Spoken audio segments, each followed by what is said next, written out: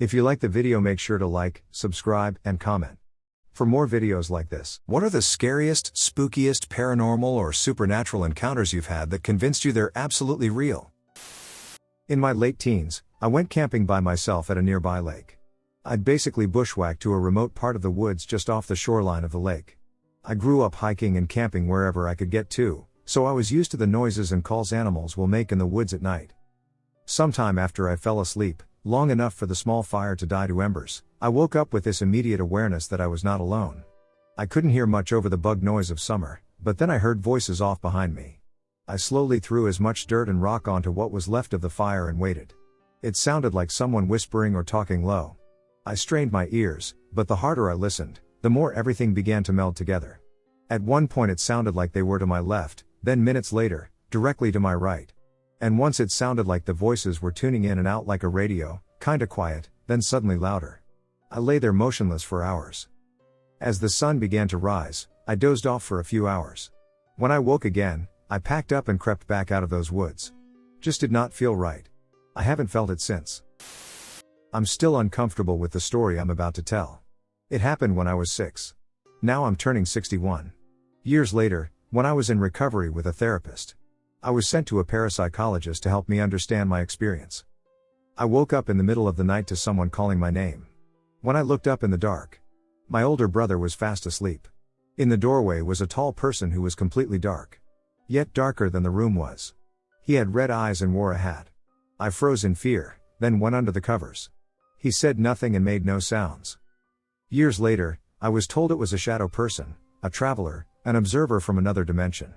Not a ghost, for our place was haunted by the ghost of an elderly lady. Nor was it an evil spirit. I'm only a traveler. Still, brothers, me. I get chills just writing this out. Damn things. I stayed at a cabin in the North Georgia mountains when me and my wife were still dating. Her name is used in a scary movie where people wearing creepy masks knock at the door and ask if so-and-so is home, so trying to be macho, I naturally say that casually earlier in the night to freak her out, you know, so she'll snuggle up and get closer to me at night. So it's about 2 a.m., and we're up talking and messing around when the door swings open. My wife, scared from my earlier comment, swears up and down, she locked the door earlier, she has no crap OCD, so I'm sure she did. Me trying to act casual and say maybe she didn't know biggie. About 2 minutes later we hear footsteps and laughter on the side of the cabin, followed immediately by a knock on the door. I had to clear the immediate area outside using a pistol I had brought with us. I acted cool but would have shit my pants and probably shot myself if a duck and mouse ran by. Luckily nothing was there, and it was our last night. Still freaks me out to this day. Years ago something knocked 3 times on my bathroom door, and nobody else was home. I was in the shower, and I always felt the need to shut and lock the door when I showered in that house. I had a feeling of being cornered in that bathroom. The weird thing is that it was a brand new house. I thought maybe it was my SO playing a prank, though it was way too early for him to be home from work. I jumped out and quickly got dressed, but he wasn't home. Sat on the driveway until he got back. Also, in the same house, I woke up in the middle of the night one time to my dog standing over me in the bed and staring out into the living room growling. This was a goofy, happy dog who never met a stranger. Not a watchdog at all. And the fact that he didn't get off the bed or go check it out was creepy as hell. He eventually laid back down but seemed on edge. Needless to say, I stayed in bed and didn't face that doorway. Most of my experiences with ghosts and spirits have either been benign or benevolent, but I distinctly remember something that scared me as a child. I can't remember exactly how old I was, but I was probably somewhere between 8 and 10 years old. I was in bed at night, and I heard a noise in the hall. I slept with the door open, and I could hear a scraping noise coming from the top of the stairs. It sounded like something being slowly dragged up and down the wall, whatever it was almost sounded faintly metallic.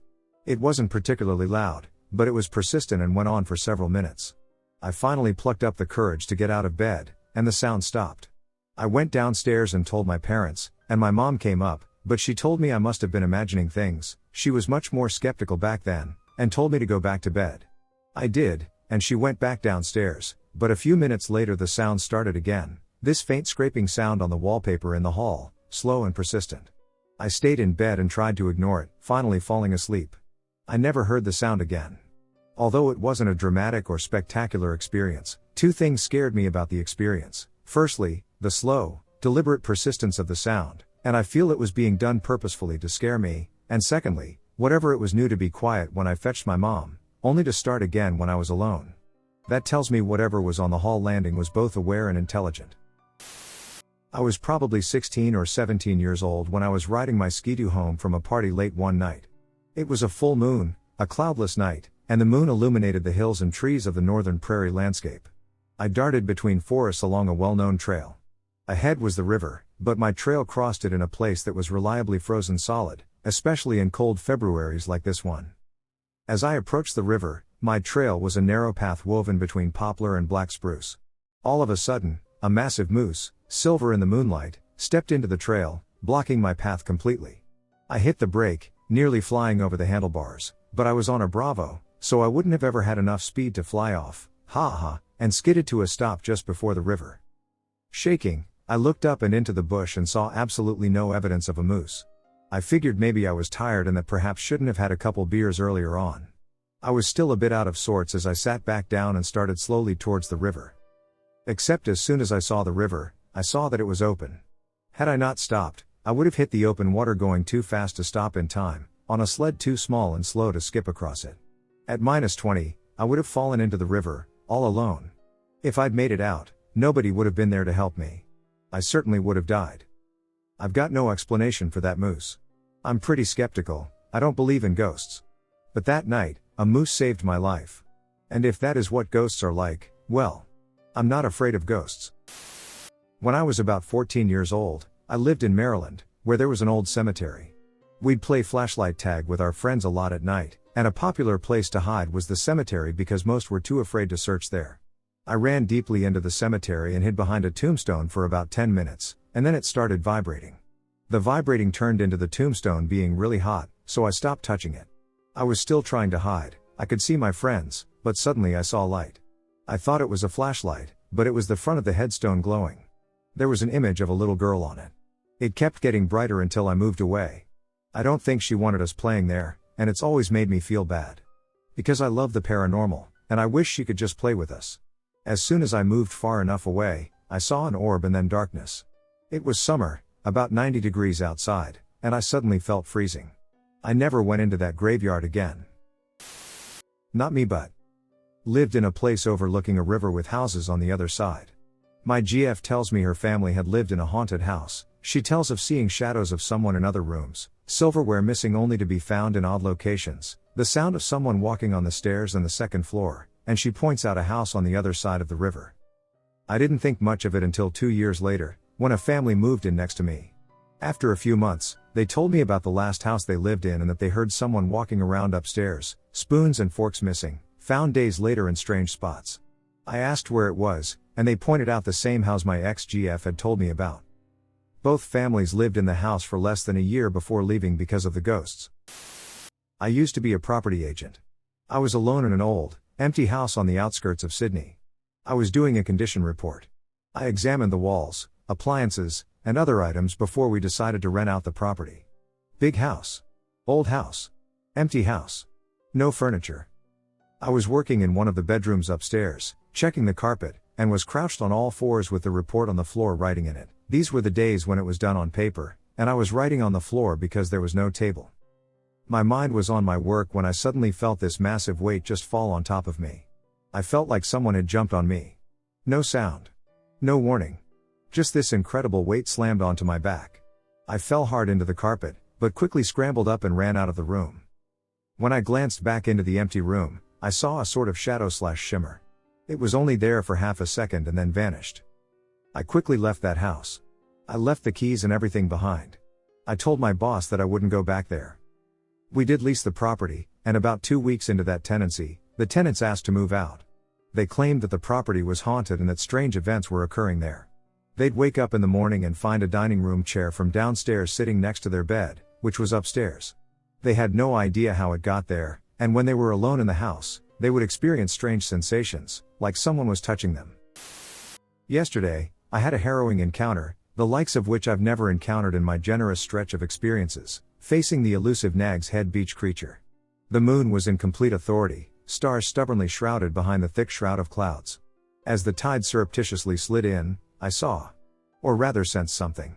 A mere flicker at the corner of my vision, something that required peripheral acknowledgement. A fleeting shadow, a passing chill, an abrupt indent in reality. This being, the Nag's Head beach creature, much like many obscure curiosities we study, appreciates the solitude of night. Nocturnal engagements are its preferred encounters, lingering in the periphery, solidifying its ghostly essence. A mystery etched in the sands of Nag's Head, always visible from the sides, yet vanishing to thin air the moment direct contact is attempted. Illusory, you might say. But not when you've heard it, the sound that threads chills through your spine. The creature's movement spoke a peculiar language. An alien-like slithering rustle, a chick, if you will. An uncanny sound clawing up your consciousness. It was akin to the whispers of nighttime wind through desolate dunes or the uneasy scuttle of a crustacean against washed-up seashells, a serpentine orchestra only the nocturne listens to. Now, about the tracking signature, footprints you wouldn't expect. They were digital, composed of an enigmatic static that pulsed before disappearing into the soothing waves. Ghostly lit specters on the sand left behind by its passing, as if the beach obliquely hummed with the static discharge of this creature. A modern mystery misaligned from anything we perceive as typical. And God forbid, should you strive to photograph this elusive entity, for it would defy the said attempt in an uncannily digital way again, rendering itself only a 3-pixel smudge in any photo. An undefined form, yet mysteriously defined by its defiant resistance to be perceived. After the encounter, my mind whirled with theories and speculations. This creature's nature, its ethereal presence, and its disembodied essence felt otherworldly. Pondering my experience, the possible explanation that eventually crystallized was dubiously paranormal. I believed that what I encountered was not a creature bound to the 3 dimensions we live in. It might be our first contact with a creature of the 4th dimension. The digital footprints, the confounding 3-pixel apparition, and the ephemeral perceptibility all lead to an elusive creature that exists in a higher order of spatial existence, only partially interfacing with our 3-dimensional space-time reality. A being transparent to us, living a parallel life wrapped in the splintering silence of the Nag's Head night. This is our world, the crypt side. A melting pot of varied realities, countless oddities, and incomprehensible encounters. This was my encounter with the elusive Nag's Head beach creature, an experience that tipped my skeptically academic life to a pondering, fear-churning paranoia. But isn't that why we're here? To chase the unknown and expose the veiled truths? Because, in the end, isn't that the very soul of cryptozoology? Stay curious, stay brave, and keep your mind open. Okay, I'll just preface this by saying, I'm not a ghost guy, I don't believe in them, God, or any of that supernatural stuff. I understand that some people do, and that's cool, it's just not for me. Anyway. It was around 2000. I was 18 and owned a 50cc scooter. Me and my folks had recently moved from the UK to, very, rural Ireland. One night I was at a friend's house in Traymore, the next town over, until pretty late.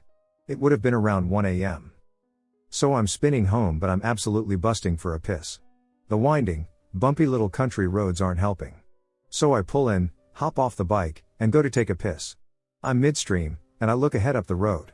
In its pitch blackness, I see a man, a woman, and a little boy slowly walking toward me. They're dressed like they belong in the 1800s, and they're gray. No color. Like a black and white photo come to life. The rest of the piss was finished as I jumped on the bike and sped past them. They didn't appear in my mirror as I looked back. Keep in mind, I'm away from any pubs or community halls. Houses are few and far between. I cannot explain any of it, and it freaks me the duck out all these years later. When I was 9, I slept on bunk beds.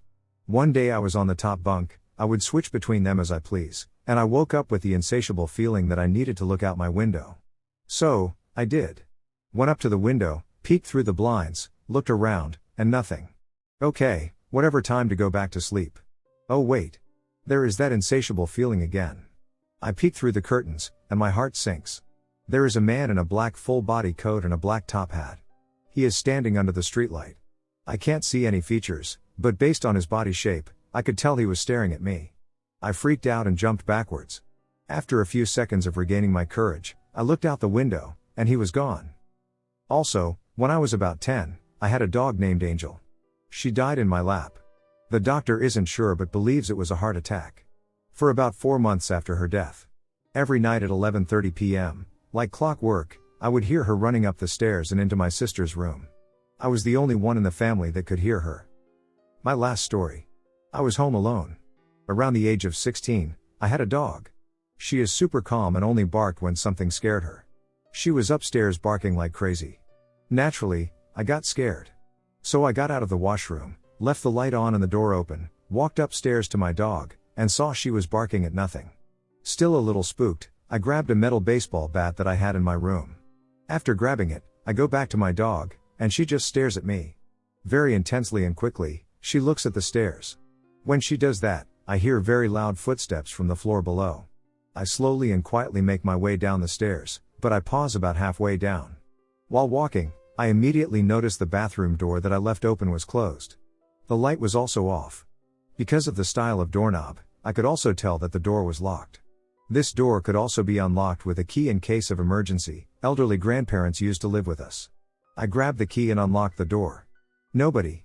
Not a surprise though. Almost immediately after opening the door, I hear very loud and aggressive footsteps now coming from upstairs. I decide to go back upstairs to the room my dog was in, my sister's room, and check on her. When I get back up there, I decide it's probably the best time to nope the duck out of there. But I didn't. The room that my dog is in has the lights on the door closed and the door locked. Good thing I know how to pick locks because we lost the key to that room years ago.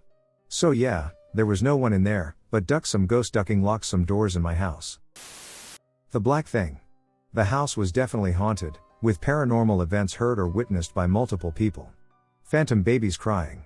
Lights being turned on and off, not flickering, but the switch being thrown.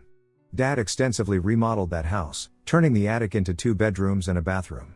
After that, it was common to hear footsteps walking around up there and coming down the stairs and the sound of furniture being moved around. The presence never appeared to be hostile and instead gave the impression of a rather bemused elderly man. Well, looky there. Electricity. I was maybe 8? 10? I was sitting on the couch reading when something made me look up at the ceiling. There was a black object that looked like a tadpole, swimming across the white ceiling. It went from the left side of the room to the right and disappeared into the wall. Again, no hostile moves or anything, but it scared me spitless. And even though my mother had frequently heard the walking around upstairs, she brushed the black thing off as my imagination. I live in a house that only has the master bedroom, a smaller bedroom, and a small bathroom at the top of the stairs. The 2 bedroom doors face each other, maybe 7 to 8 feet apart. I'm the only one who lives on the top floor, everyone else stays on the ground floor. I always got a weird vibe from the bedroom across from mine, so I always keep the door shut. One day about 2 years ago, I had come home from college at the time and decided to take a nap. I remember laying down and falling asleep rather quickly, but something felt wrong. I sat up and noticed that the door to my bedroom was open. The door to the guest bedroom was also open. I watched the doorway for a moment, like I was waiting for something.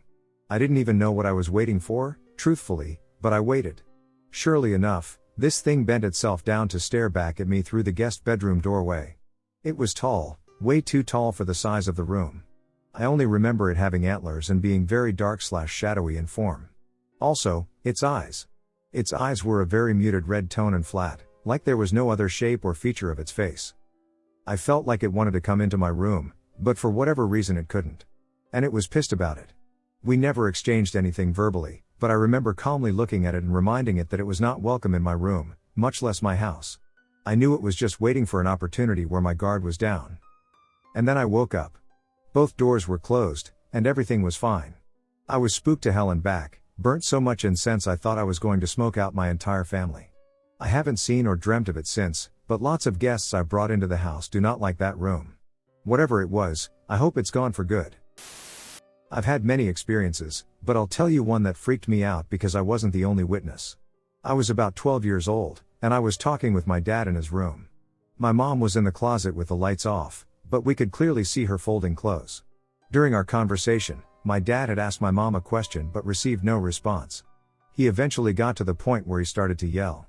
I got up and stepped into the closet, but then I heard my mom walk into the room and ask why he was yelling her name. I looked at her, and she had a towel wrapped around her. I quickly looked back into the closet and saw nothing, absolutely nothing. This obviously creeped me and my dad out. Whatever we saw, it wasn't my mom. Whatever it was, it resembled my mom's shape, as well as the bun she always wore. If it weren't for my dad's presence and observation, I would have completely believed that this was a figment of my imagination. I once managed a children's away camp. My boss looked for all the world like a Viking, 2 meters tall, 300 pounds / 150 kilos, glorious beard. This is the one thing he ever told me that scared him. We had just finished with the nightly campfire ceremony, you know, songs and s'mores and shit. At the time, I was raking the coals and pouring water on them to douse the fire. My boss was watching the little kids, and our counselors were walking back to their cabins. On the other side of the clearing, maybe 300 meters / 1,000 away, he kept seeing this shadow pop in and out of the woods. Like someone checking to see if the coast was clear. Just as he was about to walk over and see who it was, it burst out of the woods, running full tilt towards our center cabin. To this day, he says that he didn't see feet. It ran up the long slope with no loss in momentum. Just as it was going to cross in front of one of the cabin's lit windows, it vanished into a dark cloud. A few years later, when he felt comfortable sharing what happened with me, we had one of our teenage counselors, who ran for his school, test it out. He didn't come close to matching its stride. To this day, we don't know what the duck that was. Myself, my mom, my sister, and her friend decided we wanted to go on a ghost walk in our hometown at 2 a.m. one night. My sister's friend was visiting from out of state and claimed to be able to see ghosts. We had only walked about a block when we passed the home of a family friend. Her house was on a corner lot, and she was a dispatcher for her father's tractor-trailer company. She would typically have one of the trucks parked beside her house. As we rounded the corner, my mom, my sister's friend, and I all stopped dead. We all saw a man standing in front of the truck, facing the fence, away from the road. The truck was to his left, standing with his legs slightly apart. It looked like he was taking a piss, honestly. He looked to be a bit over 6 feet tall, was bald, and pale. My sister didn't see him. I whispered to my mom, "Should I let Kelly, her friend, know?" As I said this, the man slowly turned his head to look at us, and his eyes were freaking glowing red. At that moment, my sister's friend was like, "We need to go now." And we all booked it out of there. We got to the next block and rounded the corner before slowing down. Sister's friend looks back and says, "He's following us, but he's staying back, like 50 yards. We kept walking, not wanting to go home and have this thing follow us. We walked all over the town, and the friend kept saying, "He's still there, he's not leaving." After like 2 hours of this, we finally said duck him again, standing at the foot of the hemlock tree in our side yard. She is convinced to this day that he followed her to work, as she said she had the worst night of work that she ever had at that job. None of us have seen him for years and years, but to this day, I can close my eyes and see him as clear as day, standing in front of that truck and slowly turning his head to look at us. I did an open house for another realtor at an antique house circa 1735. I had previewed the photos with the realtor online, as there were some features he wanted to tell me about. I noted it was bare of furniture as the owner had already moved out and made a note to bring a chair. When I arrived at the house, I had to park in the back, as the lockbox was on the back door. I got a terrible feeling the moment I crossed the threshold but chalked it up to being nervous as I was a new realtor. I forgot something in my car, left and returned, and felt the same terrible feeling as I went to re-enter the house. I decided to let whatever it was know I was only there to do an open house and asked for it to give me permission. I then went in and turned on all the lights on the first floor. The basement was through a small door that was more like a bulkhead or hatchway, and there was no way I was going down there, and then turned to walk upstairs. I looked up and again felt such a heavy dread that I said to myself, "Nope, not going up there. I don't care if he wants all the lights on, I'm not going up there." I opened the front door, which was right in front of the stairway, and proceeded to sit down on the second step, as I had forgotten the chair I was supposed to bring. As I was sitting down, I heard a crash from upstairs that sounded akin to a waiter's full tray of dirty dishes and silverware falling to the ground. I jumped up and ran out the front door and sat there for the entire 2 hours until it was time to leave. No one came to the open house, and I was so glad because the only other time I had to go in was to turn off all the lights and race out the door, praying our fathers the entire time. I was so unsettled by this I couldn't sleep that night and went to get my rosary to hang by my side of the bed. The next morning, I had to open the office and answer front desk calls, so I left very early, leaving my husband sleeping in bed. 15 minutes after I arrived at the office, my husband called and said as I was bleeding. To this day, I believe I encountered a demonic entity that followed me home and attacked my husband after I put the rosary next to me. I placed a blessed crucifix on his nightstand that night, and he was not attacked again. The house never sold during the 8 years I worked in real estate. My house was built in 1905 and was previously a small hospital. We've had lots of creepy things happen. Some of them stand out. Our downstairs radio will randomly turn on in the middle of the night, blaring music. Our kids have a toy magnet on the fridge that sings the ABCs. One night while fixing supper, it kept playing by itself, so I switched it completely off, thinking it was the batteries. I took 2 steps across the kitchen, and it went off again. When my kids were little, they would stare at the corners of the ceiling, like something was there. They would even smile and laugh while staring. The creepiest one was right before we moved in. My dad was helping us install our washer and dryer. He had my nephew, who was 3 at the time, with him. My nephew had to use the bathroom, so I took him. While in the bathroom, he kept looking at the ceiling. I asked him what he was doing, and he said he was listening to the kids upstairs playing. He then asked if he could go play with them. The only thing upstairs was the empty master bedroom and bathroom. I told him there were no kids upstairs. He got really angry and said he could hear them. Why couldn't he play with them? I had to take him upstairs to prove there wasn't anyone there. He shrugged his shoulders and said that's weird because I can still hear them. He still remembers this and hearing the kids upstairs. I grew up in Clophill, UK. Kinda England's version of Salem. They hung a lot of witches there back in the day, and there's a hanging tree with rope marks that nothing grows around to this day. The village is small and flanked by 3 forests.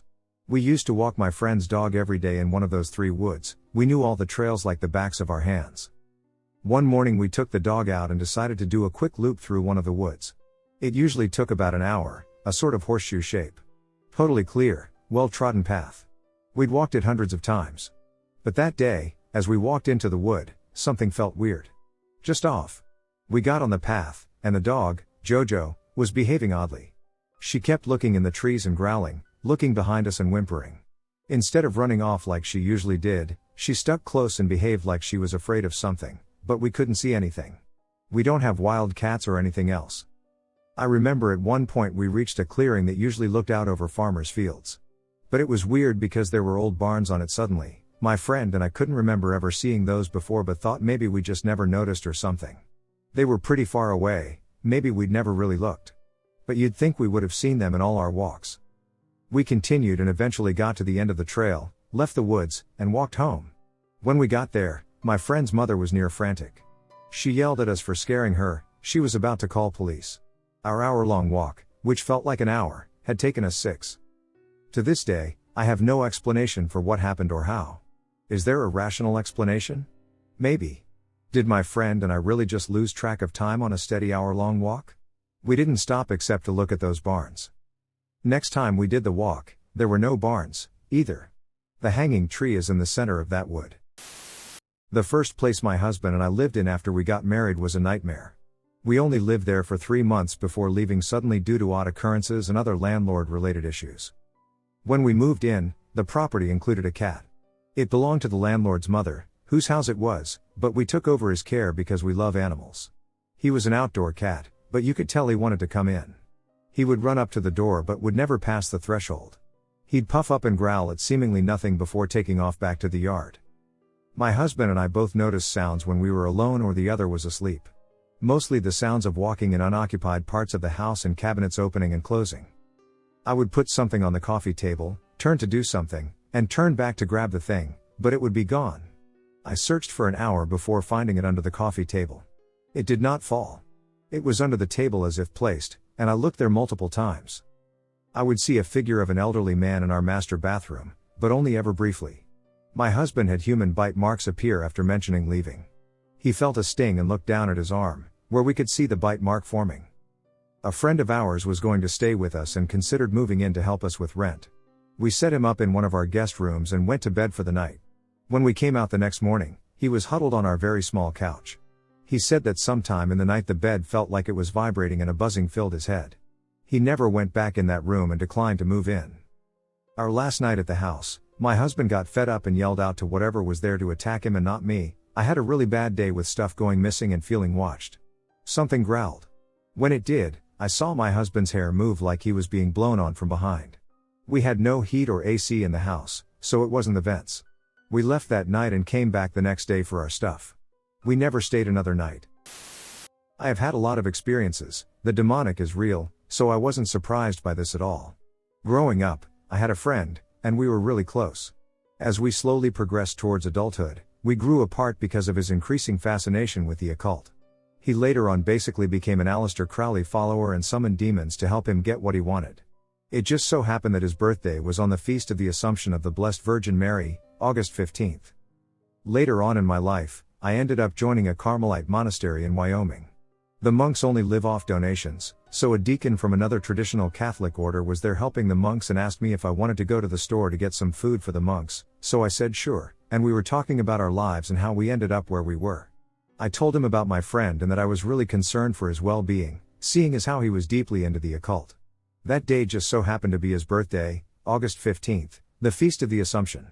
We prayed a rosary for my friend. That night I woke up to a huge black mass with red eyes hovering over me with the most hatred I've ever experienced in my entire life. I could tell that I had infuriated one of the demons he had incantated. I started praying the Saint Michael the Archangel prayer in Latin, and the demon shrieked and flew back to the corner of the room. I prayed 3 more times, and then the room suddenly filled with light, and there was peace. I told the prior of the monastery about this, and he was not surprised at all. Camping at a friend's family property with a group of friends. They had a huge dingy shop full of old tools and old furniture that was super creepy. Dirt floor, clown paintings in the loft, not even kidding. We stayed up late drinking by the fire, and I was the last one awake. I went to go pee on the side of the shop and stood about 5 feet away, looking inside through the window. There was a fluorescent light on, and I noticed what looked like a piece of paper or dollar kind of floating around.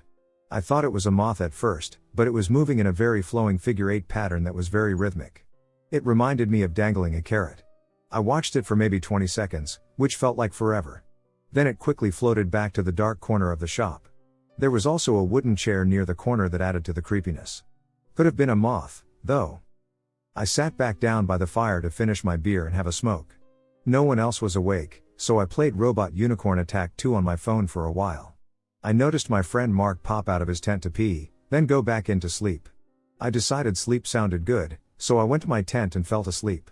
The next morning, we were having breakfast, and Mark said, "I saw you guys sitting by the fire super late. How late did you stay up?"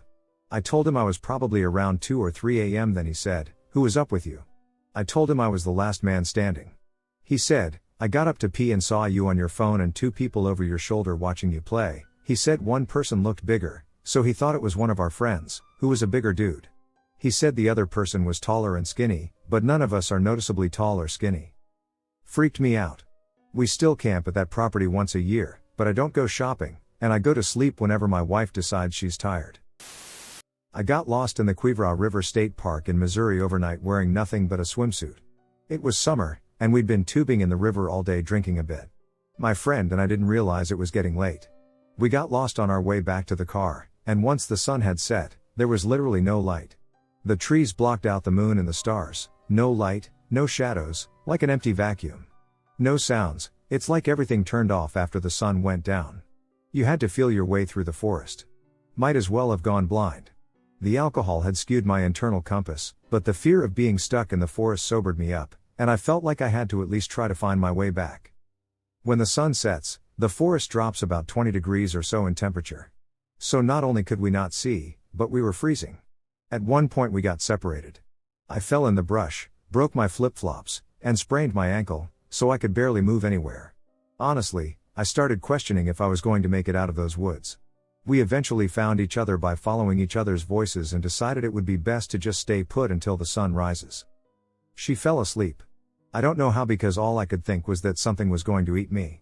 Out of the pitch black, about 100 yards from us, stood 3 iridescent blue figures. They looked like people, but they were really skinny. Their light was very dim, like a really low-frequency UV light.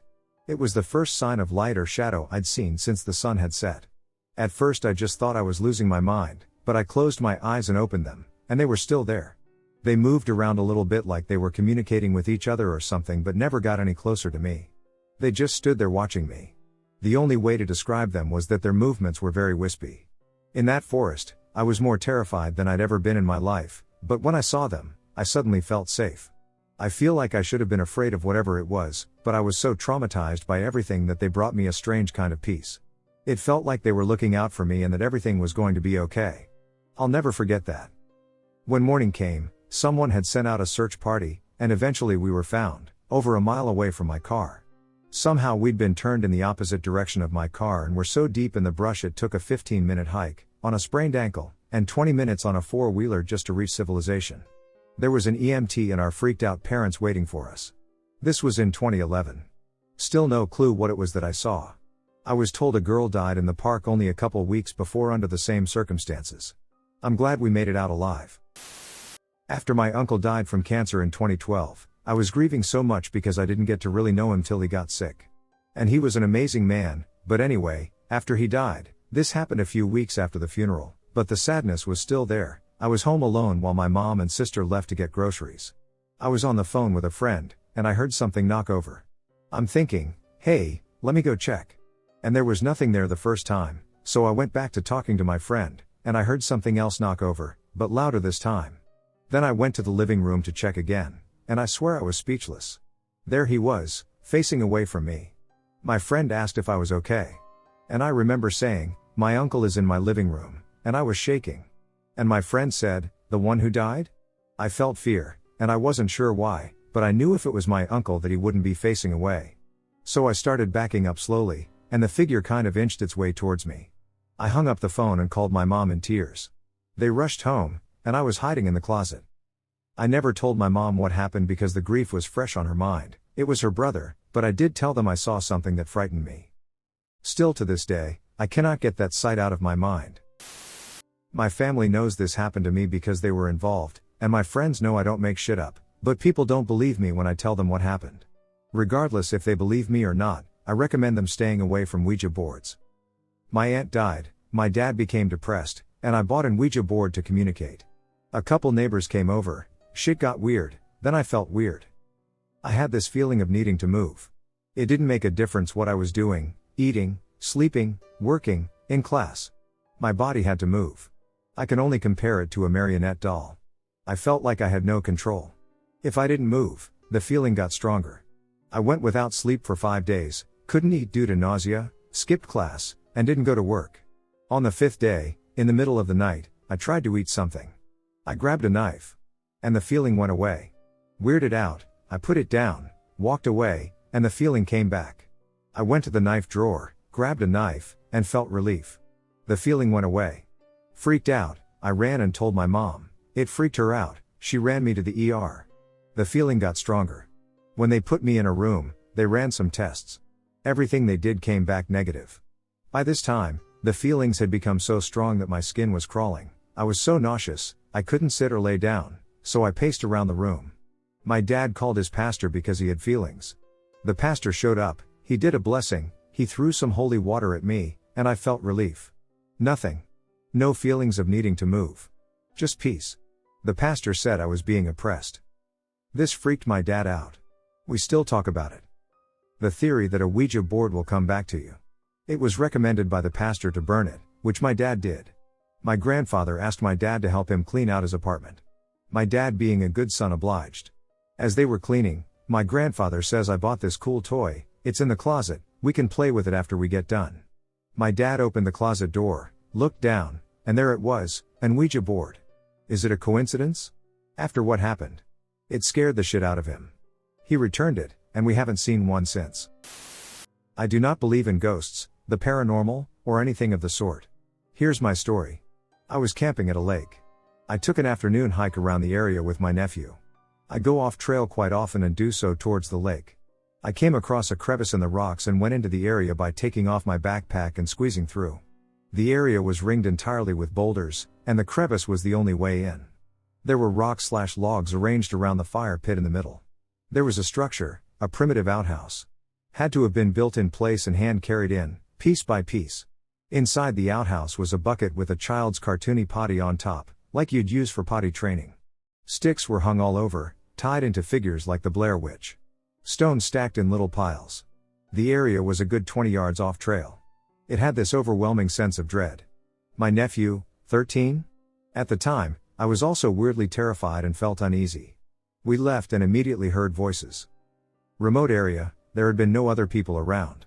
Instead of heading back towards the voices and the trail, we cut back towards the lake and decided to head back to camp along the lake instead of the trail. As soon as we did, we heard footsteps through the brush and spooked and ran to the lake's edge. There were more stacked stones and stick people, so we bolted again. Eventually, we decided we'd scared ourselves and laughed. When we came across a large rock outcropping, we cut back into the forest. As soon as we get about 5 feet into the forest, the unsettling feeling returns. By now, we're very far off trail, and there are no people on the shore. Very distinctly, I hear a small child laughing in the woods. My nephew, not easily scared, grabbed my arm and started to run.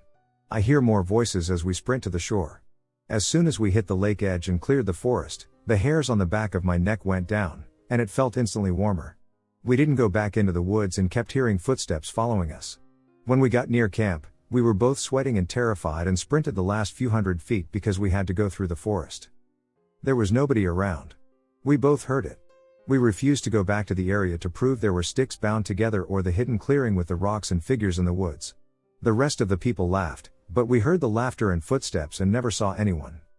I don't believe in anything paranormal, but someone or something followed us through the woods that day, and I never saw another soul the whole way back or while on that trail.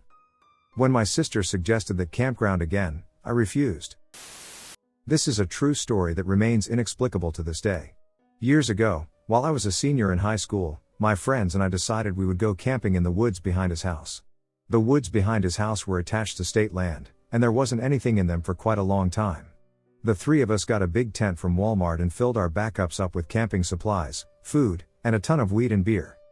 We hiked for a good 10 miles, probably until we found a clearing in some trees near a field. The spot was awesome, so we set up camp and started smoking and drinking. Night came and we had an awesome fire going, food cooking, and we were smoking a blunt each and bullshitting. We decided to go back into the tent and hotbox it. We were in there for probably a good 15 minutes when all of a sudden our massive fire just went straight out. I, curious, went outside to check and was freaked out. This fire was out. I mean ducking straight out, no embers burning. I shook it off and just thought I was stoned out of mind or something. Friends and I lit the fire with new wood and kindling and went back in the tent. The fire was bright, and I could see it was burning tall. There was no wind. About 5 minutes into the boom, the fire is out again. This time I hear some crunching in the leaves. My friend grabs my arm and whispers he has a pocket knife and is ready to run out there. I told him to shut the duck up and wait and listen. Crunching slowly faded off into the woods. Eventually we all went out and noticed no fire and no burning embers, but no water was poured on it or anything. It was not windy, and the temperature was about 60 degrees outside. I lit fires many times in my life while camping and never experienced this. I relit it one last time and went back in the camp. This time I kept the door flap open and the screen closed to watch it. It was burning tall as hell and looked like it would last a while. All of a sudden it went out right in front of us. Completely out. It was as if it just puffed into nothing. We all heard crunching in the woods again, like something was walking away from our tent, stopping and then walking away more. This crunching occurred for a good 15 minutes. Safe to say we closed the tent up, all went back to have a full view with a single pocket knife at our defense. I was scared out of my mind. We stayed awake until sunlight, none of us slept. We made it back, but we still bullshit about it from time to time. Super weird. In 2014, my wife and I bought our first home, a Greek revival built in 1814. The house had sat empty for 10 years, the owner had passed, and the family wanted too much for it and wouldn't budge on the price for years. Somehow, we were in the right place at the right time. They dropped the price from $300,000 to $120,000 and got it for $90,000. It needed absolutely everything. Many people had passed away in the home. The front door was a casket door, meaning the width of the door allowed for a casket to go through, common in old houses in New England. Our first night sleeping in the home, at around midnight, my wife shakes me and tells me to go downstairs and make the kids go to bed. I get up, walk through the bedroom door, and one of my Rottweilers follows me. In the hall, I hear giggling and laughing from downstairs. I walk toward the stairs, passing by the kids' bedroom door, which is wide open. My kids are in bed. Suddenly the dog starts growling. She hears what I hear, what sounds like a little girl giggling downstairs. I did not go down. I went right back to my bedroom, and I said to the wife, "Babe, the kids are in bed. I am not going down there." We heard a bit more giggling, maybe another minute, we go to sleep. A month later, I have a mobile mechanic come by to get my skid steer repaired on a Saturday. The family goes to the beach, myself included. Around 3 in the afternoon, the mechanic calls me. He asks if I will call my mom or mother-in-law and have her let him in to get some water and use the bathroom. I tell him that neither are there. Why is he asking that? He tells me that there is an old lady who has been watching him work through the upstairs window. I tell him that is impossible. That window is in a staircase, it's 8 feet from the floor, nobody can stand there, and also, there is no old lady at my house. He freaks out, packs up, and leaves. Didn't finish the job. My wife saved the house. Spoke to the spirits and put a bouquet of flowers for the old man to give his wife. She told them that it was their house too, please live with us nicely and don't scare anyone. We never had another experience at home.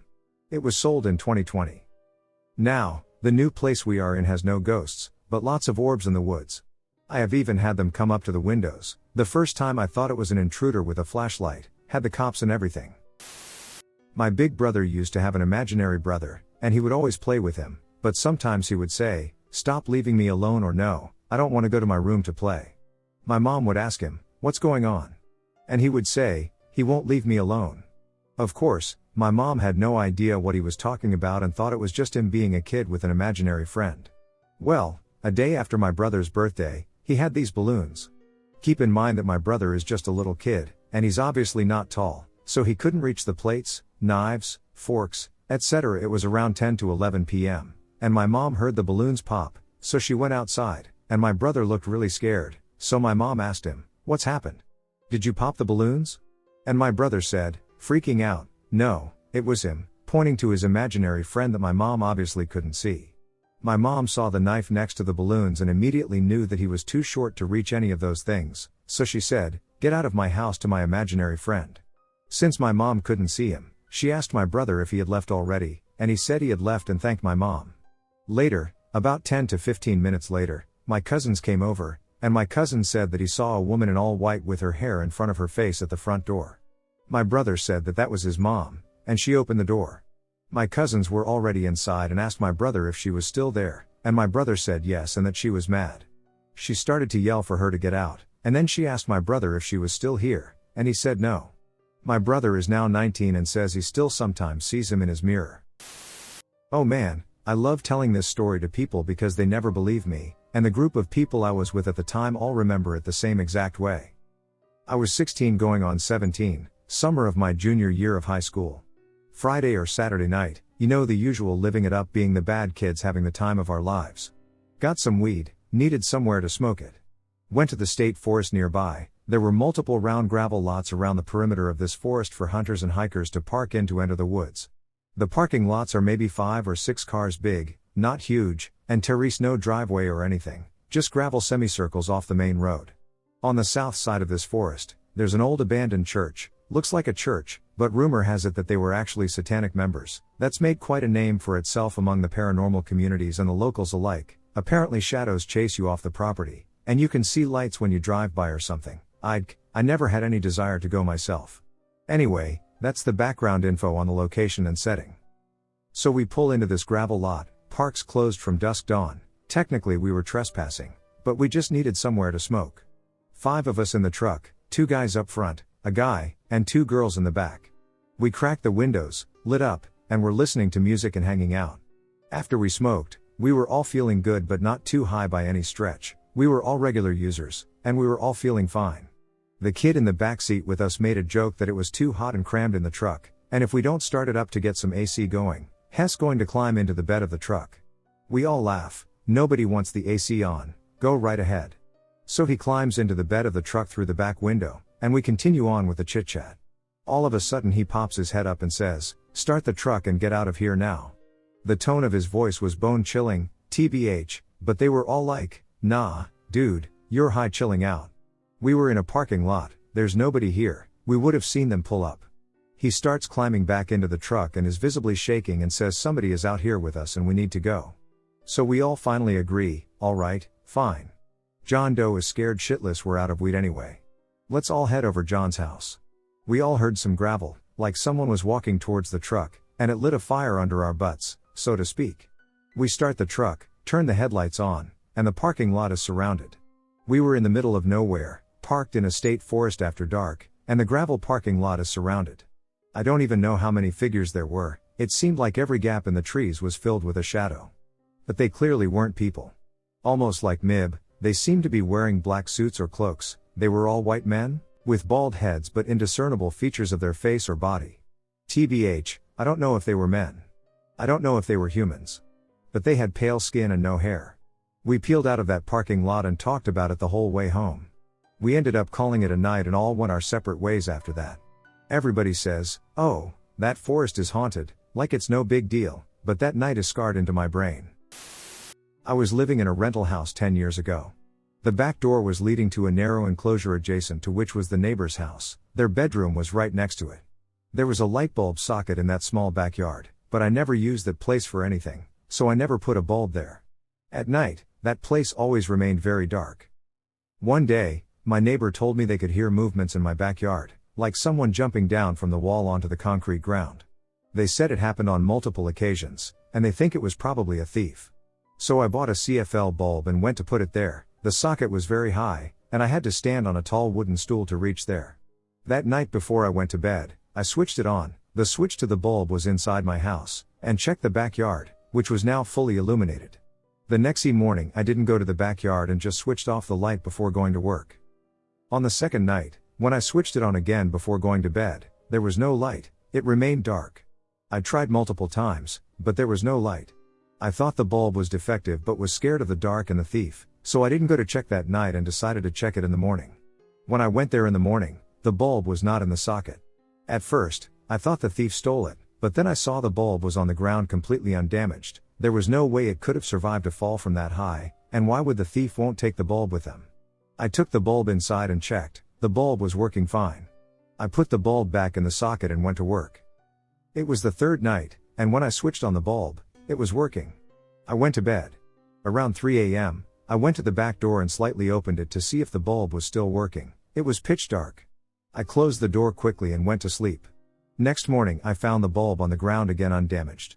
I avoided going to the backyard as much as possible from that day and didn't attempt to put any bulbs there again. There was no incident of theft in that neighborhood, as far as I know.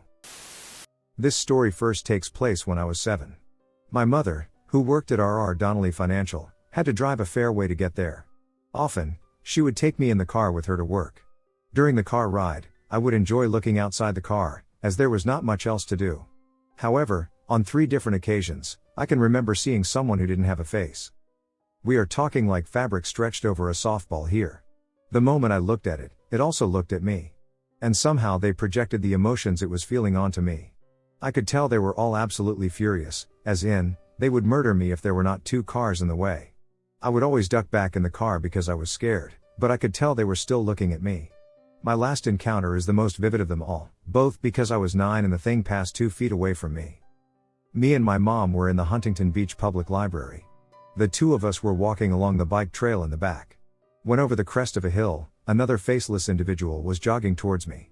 She had a purple tank top and blue booty shorts on. She was very attractive, TBH, and had a super fit looking body. We locked eyes, and I started to shake in fear, knowing there was no car to save me this time. In that moment our minds may have connected, I really don't know, but I could somehow hear her thoughts. Bear with me. I know this sounds crazy, but I am telling the truth. She thought to herself, wait, you can see me. How is that possible? The woman jogged past me and continued her way. What is super strange/creepy is that there were 2 or 3 other people around us, and not a one was even slightly concerned that there was someone with no face jogging in the park. It was like somehow I was the only one that could see her for what she was. I have a buddy who records cryptid encounters, and he said another man saw a girl with the exact same description jogging a few miles away from where I saw her. I have never seen anything weird since then, and after I turned 9, I never noticed another one. Another strange fact is I was in Huntington Beach, California, one of the biggest urban centers in the country.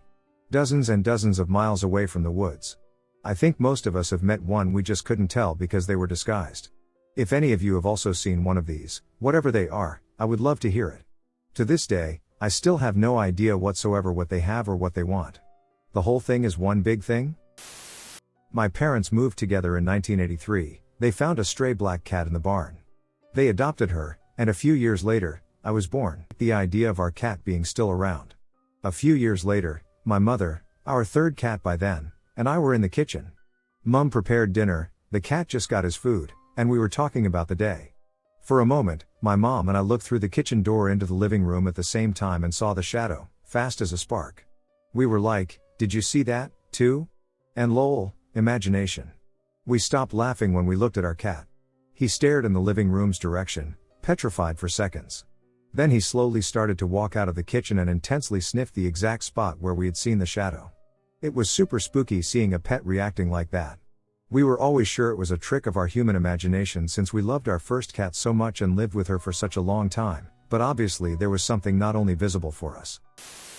Okay, so this isn't something that I personally saw, but I got quite a few reports about it while working as a camp employee, and the reports definitely creeped me out. It was a summer camp up in the mountains that I worked at for a couple summers as a teen. Kids attending the camp would sometimes make up stories about seeing Bigfoot or a ghost out in the forest, typical dumb kid stuff. But there was one type of story in particular that I kept hearing from different groups over several months each summer, which had me a bit worried.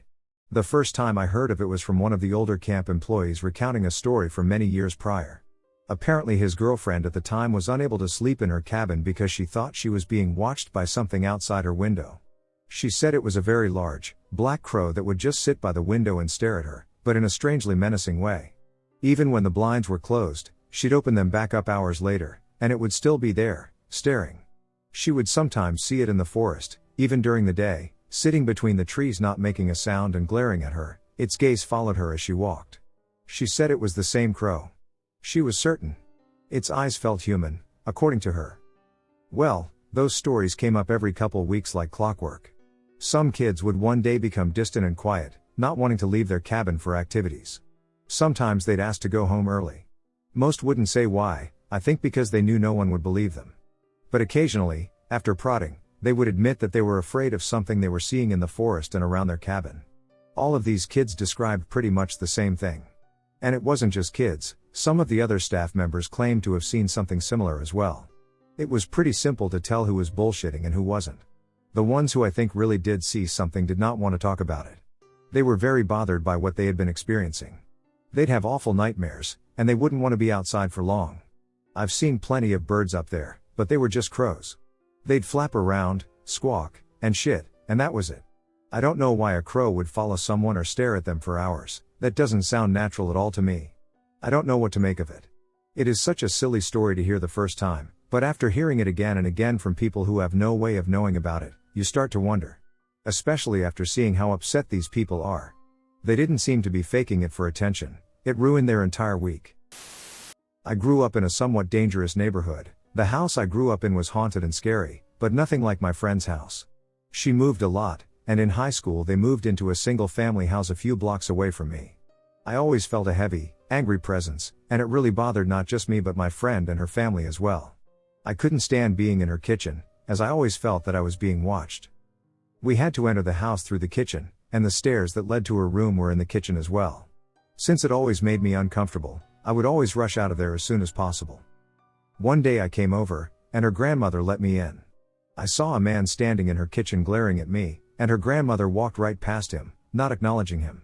I went upstairs and asked who that man was. My friend said no one was home but her and her grandmother. I didn't think much of it at the time, I just assumed her grandmother had someone visiting that my friend was unaware of. They moved out shortly after. We found out later, from the people who lived across the street, that the man who lived there before them came home, found his girlfriend in bed with another man and killed both of them in the bedroom. Killed his children in their room and then shot himself in the kitchen. I immediately thought of that man in the kitchen that day and realized I had likely encountered the full apparition of the man who had committed suicide. I've had 3 very definitive and terrifying attacks, a demon in California, some kind of skinwalker in Oregon, and a witch in Utah. The skinwalker one was the most threatening and violent, so I'll just quickly tell that one. In 2012, my buddy and I were driving from LA to Portland and were tired of this long scenic road we took and decided to take a shortcut across some mountains to get back to the major freeway toward the west. We looked on the map and found a route that would take about 5 hours. The sun set late those days, so it had just started to go down as we turned onto this 2-lane road heading into the forest. About an hour of driving and everything seemed normal, but there was an overall unease because we hadn't come across a single other car. As we drove on, the moon hadn't come up yet, so it was just pitch black forests on either side, and both of our phones couldn't get service. We came around a corner, and a huge buck stood right in the middle of the road. We were going around 65 miles per hour and panicked and had to swerve around it, and it didn't budge at all. So we're a little shaken up and realizing we're deep in the middle of a spooky-ass forest that we don't want to get stuck in, so we slow down a little. A couple minutes later another deer comes jumping right at the car, and then another just down the road. We're just dodging deer on a pitch-black winding road at this point and just getting tunnel vision from trying to focus. Eventually the moon comes up, we can see a little further down the road, and we get a little sense of relief. Through the trees, we see nice moonlit ripples on some kind of lake, and it feels like we're on the right track. As we drive along the lake, there's a light set up and a woman slumped in a folding chair next to a sign that says road closed. Just in the middle of the damn road. I slowly drive towards her and lean out the window and yell, "Is the road actually closed? There's no signs the whole way here." She just says, "The road's shut down till 6 a.m. turn around, or just sleep here if you want," and she just keeps sitting. No cars around or a little shelter for her to sleep in, just sitting in a chair. So at this point we're completely exhausted and think it's already so late, let's just pull over a little ways back away from the methed out chairwoman. We pull up next to the lake and settle in to try to sleep. It's chokingly silent in the car, and we're both pretending to sleep, when all of a sudden, right in between us inside my car, we hear a little girl scream. Like murder scream. I immediately turn on my car and start driving as fast as I can, and my friend starts trying to say, "I'm sorry whatever happened to you, we don't have anything to do with that." And having a panic attack. As he's closing his eyes and praying, out of the corner of my eye something big and white comes silently rushing down from the forest towards my car. I'm completely terrified, trying to keep the car straight and my eyes on the road. I'm going maybe 60 with my foot fully on the accelerator, and this tall, thin white thing is staying right next to my window, maybe 3 feet away, for like 4 seconds. I know that if I look at it directly, I'm going to just die, complete and utter terror. I round the bend, and it peels off back into the forest. Lightning starts to light up above us and it starts to drizzle, and then we see something on the road, a ducking carcass of one of the deer, just absolutely decimated. Then further down another, completely ripped in half and steam rising out of its ribcage, like it was still warm. At this point, I think we've both gone hysterical. It starts pouring down rain, there's lightning and thunder, and it feels like the forest is just going to eat us. Finally, in the distance, we can see the intersection where we first came from. We race to it like it's the finish line, and I kid you not, as soon as we get to the stop sign, the rain stops, the lightning stops. We look at each other and just laugh. Then, not done yet, my phone rings. At this point it's like 3 a.m. or so, and it's my mom. I pick up, about to tell her what happened, and angrily she says, "Who the duck was that?" Who the duck was the woman screaming at me. Your phone calls me in the middle of the night, and some horrible BTCH is just screaming at me? I call back, and your phone is off, and you haven't picked up until now. We pulled into the nearest hotel, and I slept with a stupid little crossbow in my hand. I only heard about skinwalkers and things like them in the last couple years, people painted white, running alongside cars. I think about it all the goddamn time. It was the summer of 2002 when the following took place. Since I was born, I was always subject to odd things happening in our household, but it wasn't until our family moved into a well-known apartment complex in Seymour that my life would be turned upside down. I would end up seeing something that would scare me and haunt my thoughts to this very day. Whatever it was in that apartment, it was evil and obsessed with torturing me out of everyone in my family. Its presence grew stronger and stronger as time passed. I would explain to my parents and sister what I would see or hear, and it just seemed like nobody would ever believe me until odd things started happening to them. One time I woke up around 4 a.m. and the moon was so bright you can see the bluish hue light up the room that me and my sister shared at the time. I woke up to the sound of my parents' doorknob shaking violently down the hallway. My first instinct was to ask, "Everything okay, Dad?" There was no reply back, and the doorknob stopped shaking in my parents' bedroom. I instantly knew there was someone in our home. I leaned over and looked in the hallway from my bed and saw this 6 to 7 foot shadow standing in the middle of the hallway.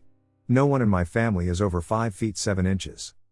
Panic and fear set in when we thought we were getting robbed, and all I could think of was, "This is how I die." I slowly moved back into my bed under the covers and whisper my sister's name, trying to wake her up. My sister asked across the room loudly, "What's up?" "I'm sleeping," I whispered back. "Shh, there is someone in the hallway." Silence. My sister had fallen back to sleep. I peeked back towards the hallway to see this thing hiding alongside the wall as if trying not to be seen. I can see its chest moving up and down, as if it were breathing heavily. Another thing I noticed was how oddly long the fingers were. I have never felt such fear in my body than in that moment, as I feared for the life of my family at this point. I had no idea what I was looking at. I woke my sister back up because, of course, when you get scared, the instant feeling of having to use the bathroom kicks in. My sister, groggy and half asleep, follows me to wait outside the bathroom after I was paralyzed in fear. As I was washing my hands, I could hear my sister walking back to the room. I quickly dried my hands, shut the lights off, and started speed walking down the hallway back to the room. I instantly hear running footsteps growing louder and faster behind me. I ran, shut the door, locked it, and jumped into bed. My sister asked me if I was alright because she could see how nervous I was. We shrugged all this off as possibly being half asleep and started to close our eyes. That's when we both woke up to the sound of the door violently shaking, as if whatever was behind it wanted to get in and would stop at nothing. The door suddenly stopped shaking. Silence filled the room. I asked my sister, "Did you hear that?" She replied back in a nervous tone, "Yeah." I made a dash for it and pounded the wall with my fists as hard as I possibly could, yelling for help. I could hear my dad get out of bed frantically and run to our bedroom door, knocking and asking if everything was alright. We explained to my dad what had happened, and he checked everywhere and found no one in the apartment. Every window and door was locked from the inside. Till this day, the image of what I saw still haunts me. That place was evil, it changed our family for the worst, and the feeling of dread and depression filled the walls of that apartment like never before. I really don't know what I saw that day, but I'm glad that never happened to me or my family again. My wife, 29, and I, 34, went to Maine for a wedding.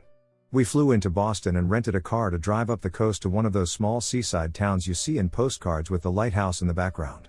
If you've ever made this drive before, you know that Boston fades away, and crossing into Maine requires no signage because it's like leaping out of the city directly into miles and miles of never-ending forests and wilderness. The bride's father had arranged for a series of rental cabins along a hill facing an ocean inlet just outside of town.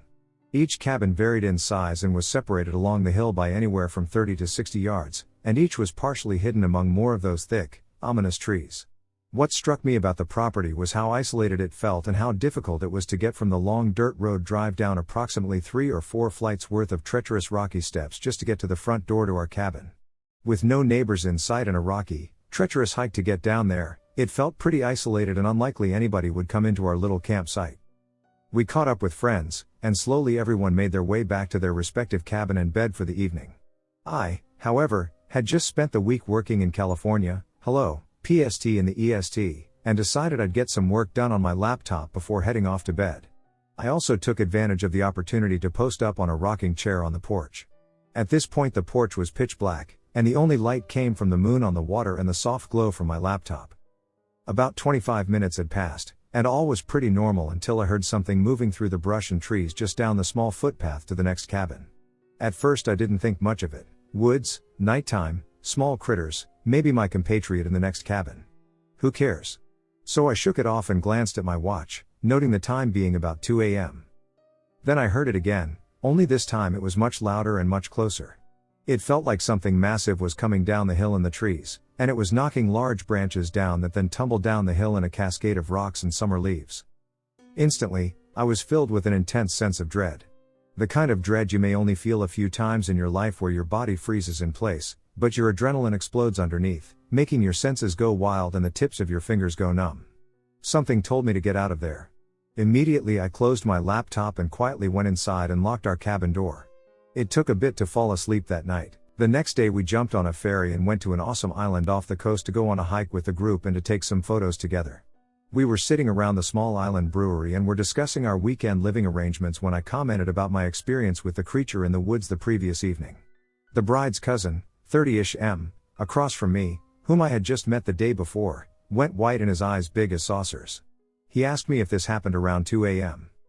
This shocked me, and I confirmed the time.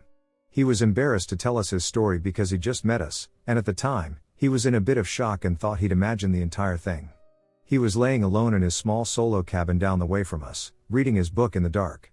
At around 2 a.m., he heard the same noises I heard, only they were closer, much closer. The thing, whatever it was, approached his cabin and walked across the porch, loud enough that the boards creaked under its weight as it moved from one side to the next. It was dark, he never got a clear view of it through the window, but he confirmed with me that it was massive in scale, maybe 7 feet tall. He was in such shock that he turned his kettle off and hid in his bed in the dark in shock until the thing moved on. With no cell signal and no desire to make the attempt to get to the other cabins in the dark, he eventually fell asleep.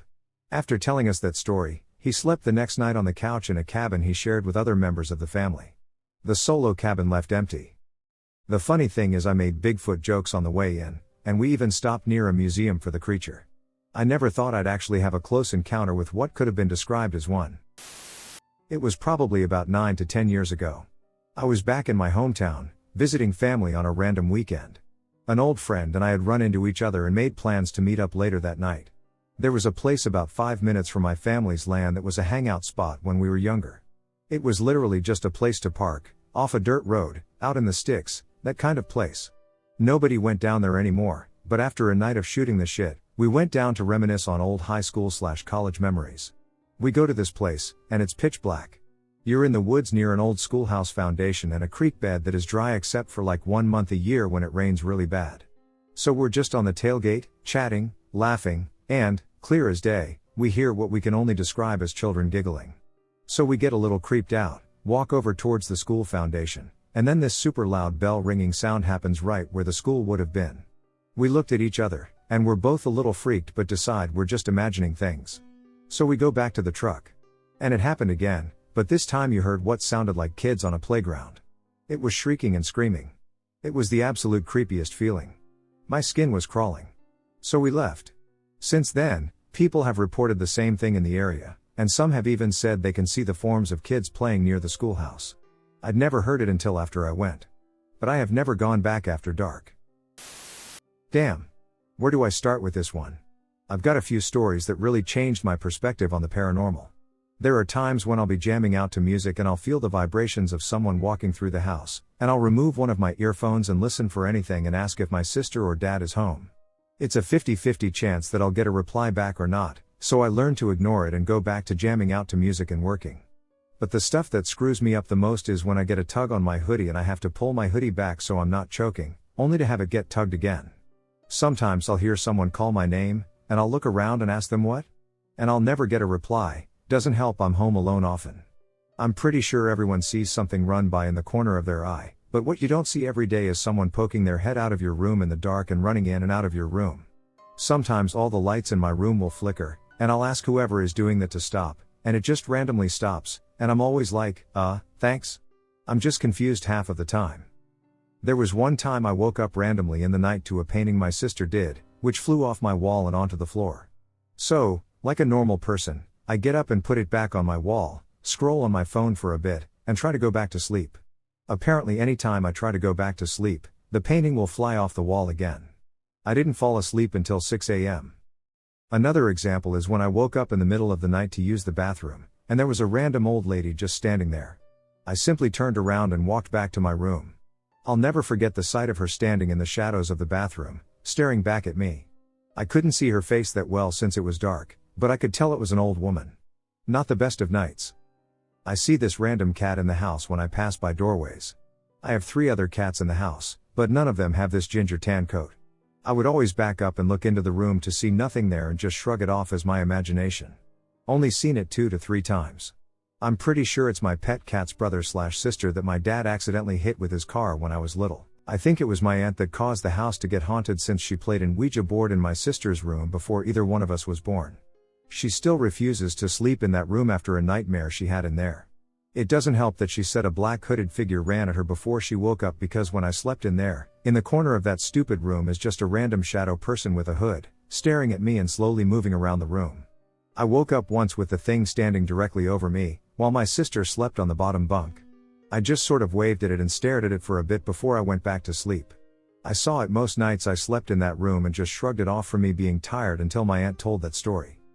I don't know. I just learned to live with this, and it's been a part of my life for ages. My sisters hate the paranormal, and they always make jokes about me befriending random ghosts in the house. My dad saw the one that literally runs in and out of my room and had a full-blown freak out when I texted him to keep the door open so the ghost can just run in and out of my room. He ended up sleeping at my stepmother's house that weekend I was gone. It was pretty funny to me, but he was somewhat terrified. I have few, but this is probably the scariest and brings me to tears. So I lived in my aunt's house after she moved out, and we had a lot of ghost activity for years. My closet door would open fully, and I would feel someone approaching me. There would be baby sounds caused by hangers flying through the house that would make baby sounds. Whatever it was connected to my cousin at one point, but only I could see it. Well, a few years later, we moved to the country. I get into spirituality, and I'm really connected with nature at this point. Well, aside from the ghost or whatever that was years prior, I keep feeling like I'm being watched and even see shadows sometimes. Well, one night, I'm going to sleep late after watching TV on the couch. I go to my room, and I'm just starting at the window. All of a sudden, I turn to my door, which has a nightlight shining down by the crack at the bottom. I hear the footstep make a creak. I look down, and 2 feet walk in front of my door and slowly turn to where the feet are facing me. I just freeze. I knew my dad had already gone to sleep, and I hear him snoring. I feel this dark-ass energy. At this moment, I'm struggling to control my tears as I make a call to my ex. I keep him on the phone. I later fell asleep. This wasn't the end, though. I come back from my friend's house, and they leave to go get some stuff so we can go to the lake. I'm in the bathroom. All of a sudden I hear a growl. My dogs are outside asleep on the other side of the house, so they're like, WTF. Not only do I hear a growl, I hear something whisper. Then I hear scratch marks. So I open the door, and I hear nothing. So I go back to the bathroom and close the door. I hear it again, but louder. I try to take a video, and nothing on it comes up, but it keeps whispering into my ear and growling. At this point, I'm scared. So I call my friends, and I'm like, can y'all hear that? And there's like, no. I tell them to get here now. They arrive, and I run so quickly out of the house. I'm extremely connected to anything with witchcraft or spirituality. At the time, I wasn't even practicing or even knew how. I had crystals, and I guess I had some old spell works. I was trying to figure out my family history. I had crows follow me everywhere too. I just thought maybe I was being looked over. Whatever was after me in my previous house, I feel that it followed me to the new house. I ended up cleansing and didn't have any activity for a while. Here's where I messed up. Like I said, I lived in the very old country in the woods. Well, I was with my family on the TV, and we discovered a very old cemetery. Dating back to the early 1600 to 1800. I see this grave with a mom and her 3 kids. All died at birth or within a year. From influenza, as shown on the grave. Well, I go to clean it off. Mind you, the grass is cut because it's beside a church that's not used often but kept up. As I'm cleaning off the grave, I can't help but feel for the mother, so I'm talking and saying I'm sorry, and I'm reminding her, hey, I'm just cleaning off their graves. All of a sudden I have blood pouring down my leg. I have huge scratch marks running down my leg. I whisper sorry, and I run to my dad and tell him. He doesn't really believe in this stuff, but he looked scared. We immediately left. I never had a problem or even saw her or her kids in ghost form. Till this day, I'm scared to open up to my spiritual or witch side. These encounters involved my siblings from time to time, but for some reason, I was always the one who saw or had these things happen to me. Scares the absolute shit out of me. Before my parents got divorced, my mom and I lived in Mexico with my dad and grandparents. I really have no idea how old this place was. From what I know, my grandpa's family has owned the land of this entire area of the city for generations. It used to be an hacienda, and then they started splitting up the land amongst themselves. Some sold their share and others stayed. So the house itself was kind of a combination of some pretty old buildings and some newer buildings. Anyway, when I was about 5 years old, I started to wake my mom up in the middle of the night and tell her there was a girl in my room who wouldn't let me sleep. My mom obviously chalked it up to nightmares, or perhaps me watching a scary movie and facing the consequences. She did let me stay with them, but she was weirded out by the fact that I kept doing it. She says I always seemed more annoyed than scared, so she kind of started to doubt it was nightmares. For context, my mom is a huge skeptic and quite the level-headed person, so ghosts weren't at the forefront of her mind. My dad was the believer between the two due to all the things he had seen and experienced growing up in that house, so he was the one insisting it wasn't nightmares or scary movies. My parents had a pull-out couch in their bedroom and decided to let me sleep there until I could go back to my room, but every time I tried to sleep there again, I would always end up in my parents' room. My mom asked me what the girl looked like, and I described her as a little bit older than me, with long dark hair that covered her face, and wearing a white dress. I said that she would wake me to play with me, and if I refused, she would turn violent or show me her face, which I said was rotting. My mom thought that maybe my sister had made me watch The Ring with her, but I insisted that the girl was real, and my sister denied ever letting me watch that movie. It kept on like this until one night, my mom woke up due to hearing a girl's voice and thinking I must be having a nightmare. She says that she looked over at where I was and saw me still sleeping until a shadow passed over me, and suddenly, I was being pulled up by the front of my shirt into a sitting position. I woke up screaming with my mom rushing towards me and my dad getting up in fury to get my grandma. It all pretty much stopped when my grandma called a priest in and started leaving rosaries and icons of the Virgin Mary under my pillow. Very horror movie-esque, but also far from the last weird thing to happen in that house. For years, my grandpa has been telling us that there's money buried under the house. It's a very common story in Mexico, and along with it is the superstition that only the person that is being shown where the money is can have the money, while others say that the one that finds it will die. My grandpa, obviously, is the one being constantly accosted by the spirit of a woman telling her where the money is. My mom used to tease him about having already lived enough and thinking about his grandchildren's inheritance.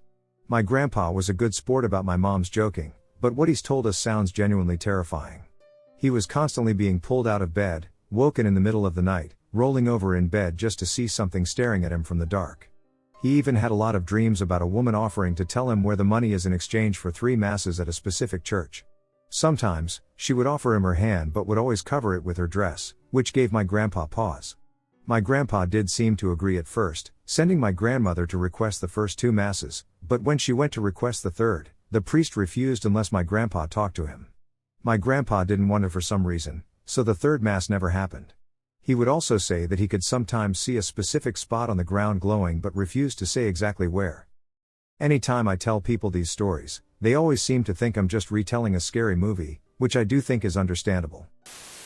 I've got a few from my grandparents' ranch. The original house was built in the early 1800s, and the graveyard from the original family is still there. When my family first bought the property, the previous owners were still living there for a few weeks until they moved. My grandpa was out riding around and saw a guy from a distance dressed in slacks and a white shirt/suspenders. My grandpa assumed it was the previous owner, so he drove up to say hi. As he got closer, the guy walked behind a bush and seemingly disappeared into thin air. He told the previous owner about it, and he asked, was he wearing a white shirt and suspenders? Apparently they've seen him a lot wandering around in the evening, almost always where my grandpa saw him too. A few months later, when I first visited, me and my cousin were playing games in the living room around midnight. There is a huge sliding glass door facing the backyard and barn. I noticed 2 people walking around outside with what looks like rifles and Civil War caps. It looked like they were marching almost. Eventually they kept going into the darkness while me and my cousin were shitting ourselves in silence.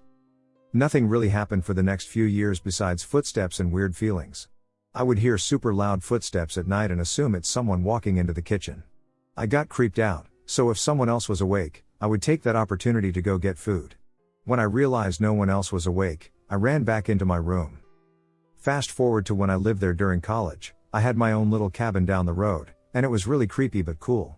One night I had a friend over, and we were up pretty late. We heard some footsteps on the gravel outside and then louder footsteps on the front porch. Then I saw a silhouette of someone through the window walking around. I jumped up to go make sure it wasn't some meth head, but when I walked out front, there was nobody there. And it's an open area, so there would be no place for anyone to run or hide. It's safe to say that we didn't get any sleep that night.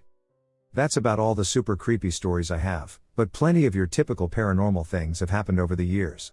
This was on the Devil's Backbone in Texas, BTW. If you know the stories of that area, you know it's a creepy-ass place. I worked security for a local security company that was just starting up and specialized in monitoring heavy ladder equipment out in the orchards.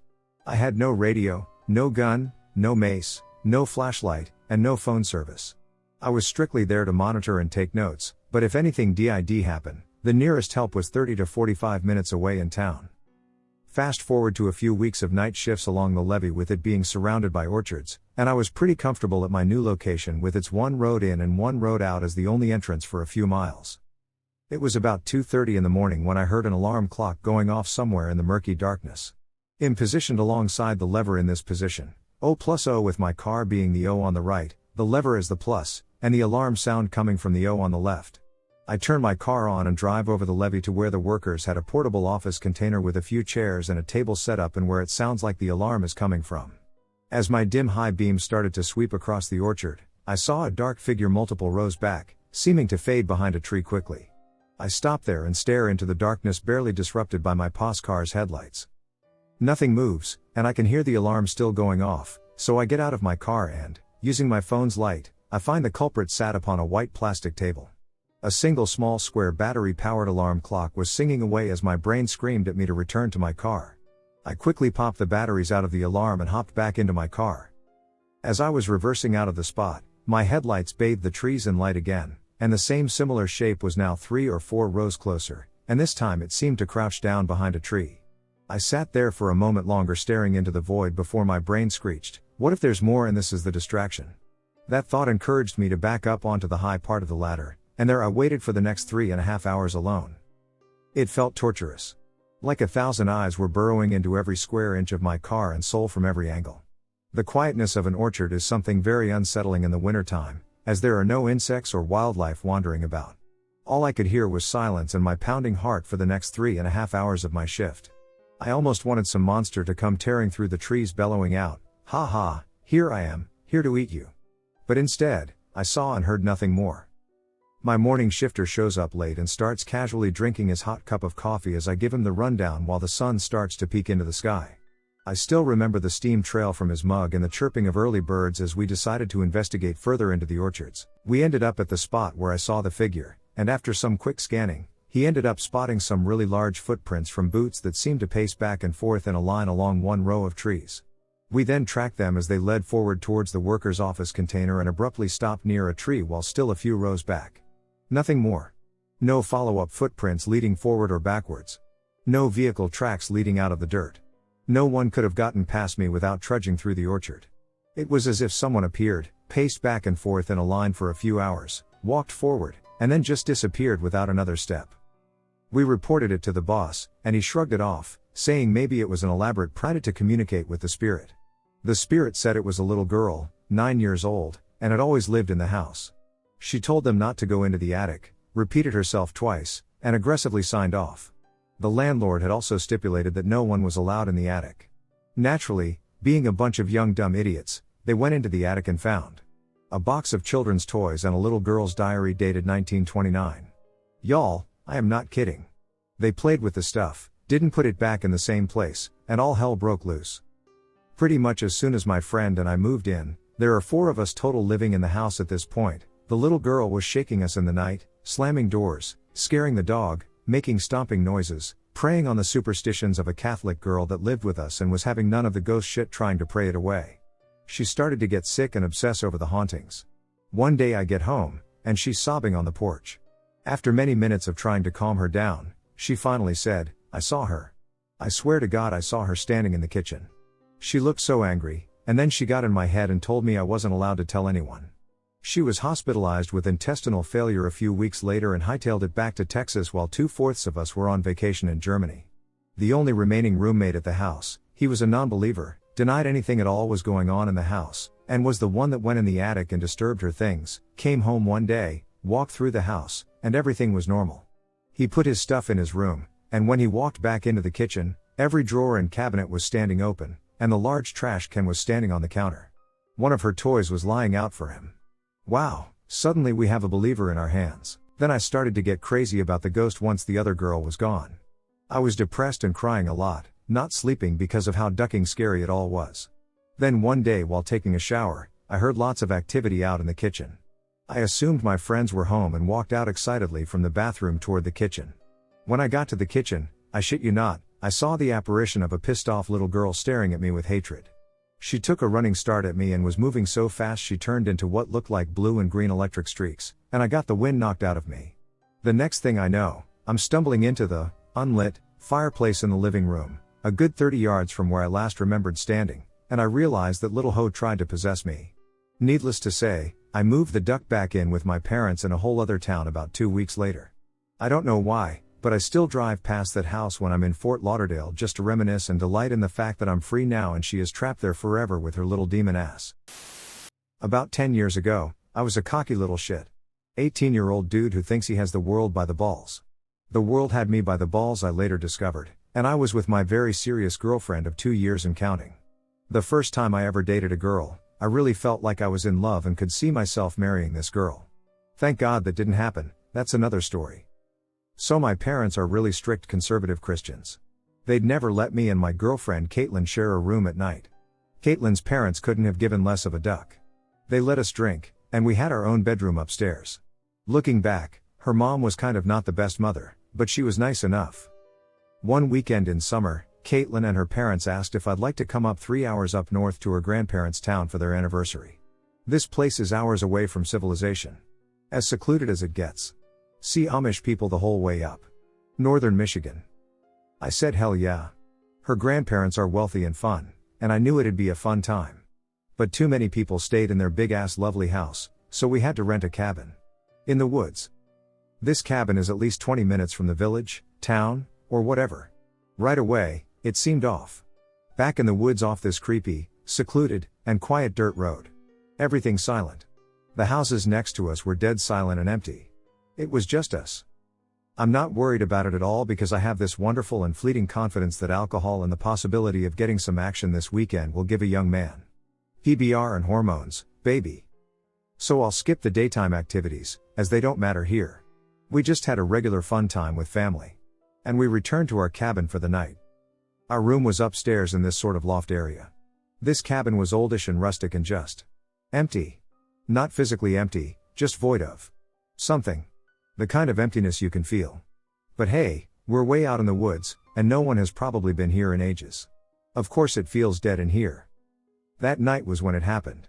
And I'm positive I'll miss a bunch of details, as I blocked it out of my memory until recently and it came back.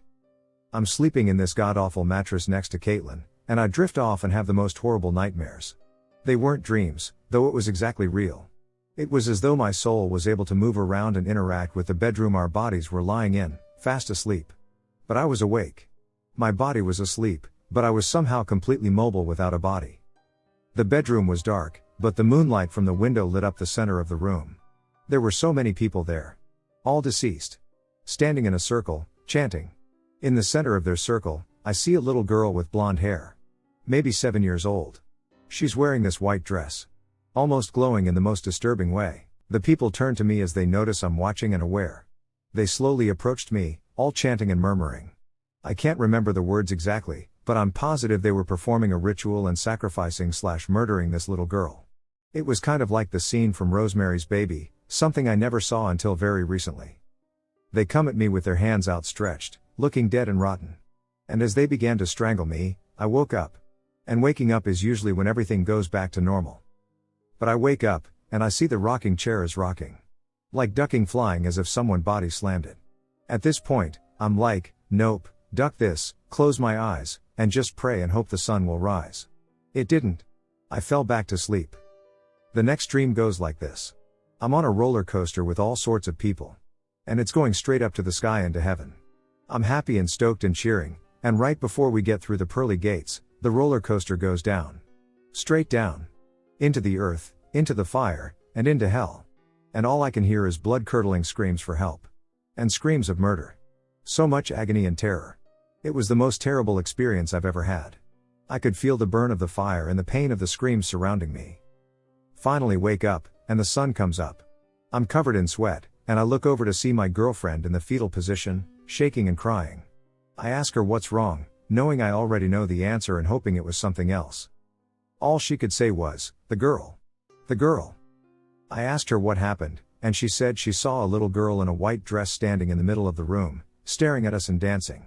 And she claimed she wasn't even asleep. She went on to explain how she'd wake up periodically to see the rocking chair just rocking its ass off.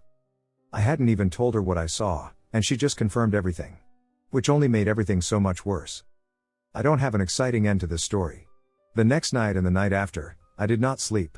There was a Pawn Stars marathon on TV, thank God, and I stayed up all night with the lights on blasting Pawn Stars to stay awake. I did not sleep again until the car ride home. Caitlin and I talked about it maybe once or twice and then never spoke of it again. I'll never know what actually happened that night or if I was just going crazy. All I can say for sure is I'm never going anywhere near that town again. As much as I'd like answers, I'd rather just forget about this one. I'm not a huge believer either, but I had a very strange experience in Ireland, Limerick area. A friend of a friend we'd gone out drinking with was a contractor doing a project on a very old house, so old it had couple hundred-year-old tunnels that Irish freedom fighters had used during early fighting against the British. On the way home from the pub, he invited me to come see the house with him. We went to the basement, which involved going down multiple flights of stairs, and he showed me the tunnels, which were so cool. After that, being early 20-somethings, we started to make out. Right after that, we started to hear loud sounds that sounded exactly like heavy footsteps and a pair of boots coming down the stairs. Seeing as this was a very nice house we weren't supposed to be in outside of his working hours, I got scared it was the Garda, Irish police, but he reassured me it was okay. We kept going. At one point I had closed my eyes. So I randomly opened them and instantly screamed. Directly in front of me, behind my guy's friend's shoulder just a couple feet away, was a ghostly figure of a man in 1800s clothes, hanging from a noose with a broken neck. He was dressed in white or gray, had a translucent appearance, and was staring directly at me. The scream made both of us jump apart. As I pointed at where I saw the man spewing panic gibberish, my friend's face turned white, and we instantly left. When we got back to his flat, he finally admitted that he had also seen the hanging man on past trips to the house and experienced other paranormal occurrences there. He had even been seeing the hanging man in his dreams. It turned out that the early IRA fighters who had used the house for war efforts had all been hung by the British. I am an atheist, so it's really hard for me to accept ghosts are real since the traditional idea of ghosts goes hand in hand with belief in life after death. But this was one of the scariest and unexplainable things I've seen. I recently relocated to a new apartment in a small town in Florida. The apartment is surrounded by miles of woods. December 21, 2023, winter solstice, around 8:30 p.m., me, my little brother, who's 8, and my best friend took my dog on a walk. There's a playground on the opposite side of the apartment that we walked over to, and the second we got near the playground, my dog started freaking out and crying. Stupidly, we didn't think anything of it. My little brother, who wanted to go to the playground in the first place, starts asking if we can leave and is acting really weird and says he feels like something's watching us, which stupidly, we didn't think anything either. After about 5 minutes of my dog freaking out and trying to get to the woods a couple feet behind the playground, which goes back about 2 miles, I let him lead me towards what he was freaking out about. Me and my brother and my dog go down the slide, which goes directly to the woods. The woods dip down into a ditch. I looked into the woods, and about 5 feet back, me and my brother saw this figure. I locked eyes with it. It was not human. I felt this fear I've never felt in my whole life, like it was something very bad. I froze. It felt like I was stuck for about 5 seconds. It looked like something straight out of a horror movie. It had these big black eyes, no white in the eyes. It has these long arms, and it has legs like a dog. It didn't have hair, it was a pale color. I saw its chest, it didn't have nipples. It didn't have a nose, just a slit in the mouth. It was crouched over on all fours, staring at me. My brother takes off the second he sees it, and I start screaming at the top of my lungs, "Therese, something in the woods," and run. My best friend, who's still standing on the playground, thinks I was just messing around to get my brother to leave us alone. She jokingly says no, there's not, and about 3 seconds later I hear her say "oh my god" in this voice of complete terror. I've been best friends with her for 6 years and have never heard her with such genuine fear. She told me after we started running off, the figure popped its head out of the woods and was staring straight at her. She explained it as the same thing I saw. Big black eyes, a slit for a mouth, no nose, pale, a disproportionated jaw. She ran for her life and ended up tripping. She says when she fell she heard this loud buzzing noise kind of like something whipping through the air really fast. She didn't see anything, but she heard it zooming past her. As we were running for about 2 minutes, I was screaming help the whole time. There's always people outside either smoking or just hanging out, and it's a pretty big apartment, but weirdly, not a soul was outside. We finally get back to the apartment, which was on the 2nd floor. Running into the apartment with so much fear, my moms were very confused, trying to ask us what was happening, but we were so terrified we could barely talk for the first couple minutes. My brother was terrified, and the second we got home, he started praying. He knew what we saw was not human. We finally explained to my mom what happened and begged her to call the police. We call the police and tell them what happened and give them all the information about where we live. They saw they're on the way. We wait 4 hours and still nothing. They never showed up. That night none of us could sleep, neither I nor my best friend have ever felt so much fear in our lives. Ever since that happened, both of us have been having the most bizarre, scariest dreams about this creature. We both have been having terrible insomnia. Ever since we saw it, we just have this feeling like something's always watching us. We're teenagers, we used to sneak out and hang out in the dark in the woods all the time. But ever since that encounter with whatever that was, even just going outside at night is nerve-wracking. As crazy as it sounds, this past week we've both been having the same unexplainable things happen to us. My best friend called me the other day talking about how uneasy she would feel at night and would just hear unusual noises in corners of her room, and one night she was on the verge of going to sleep when she could hear a very faint sound, and when she sat up it got a little louder and her heart sank. It felt like when she could make out the sound, it was her heart sinking. It felt like when she could make out the sound, it was her guitar that had been sitting up, not touching anything. She was petrified when she could clearly make out that each string was being played individually. She couldn't sleep at that point. The other night, when I was on the verge of falling asleep, I felt something grab my waist. I was terrified. I immediately sat up and started freaking out and crying. This happened around 2:30 a.m. I couldn't sleep the rest of the night. I kept hearing weird noises outside, like something was jumping on top of cars, as crazy as it sounds. My mom always sleeps with her windows open, which go out to miles of woods. The next morning my mom's boyfriend was talking about how he was hearing really weird distorted groans all night and couldn't sleep. I never believed in skinwalkers or wendigos or rakes or anything of those creatures. And to be honest, I don't know if I would even believe someone if they told me about their encounter. It's just something you have to see with your own eyes to believe. I told my dad about it, and he believed me. He told me he has seen the same thing and told me his stories, which he told me not to share with anyone. A couple days after what I saw, my dad went to the same woods behind the playground and checked it out. He told me it looked like something heavy pushed down the trees and bushes, and right where we saw it crouching and stalking us. Ever since what we saw, we never went to that playground again. Still, just being outside of the apartment gives me the worst anxiety. I told my cousin about it since her friend lives in the same complex, and about 2 weeks ago my cousin was helping that friend's move out. Keep in mind her friend has a daughter that's 9 years old that always went to that playground alone. After they finished helping her pack, my cousin and her boyfriend curiously went to look at the woods. We saw the figure on call with me and my best friend the whole time. They both automatically had the feeling that something was watching them when they heard a strange whistle in the distance and quickly left for their car. To which my cousin checked her phone and saw that her friend's daughter had texted her. The text message said, "Whistle to find it." This was very concerning because they didn't say a word to her about it. The only reason I'm speaking up about this now is because I saw it again.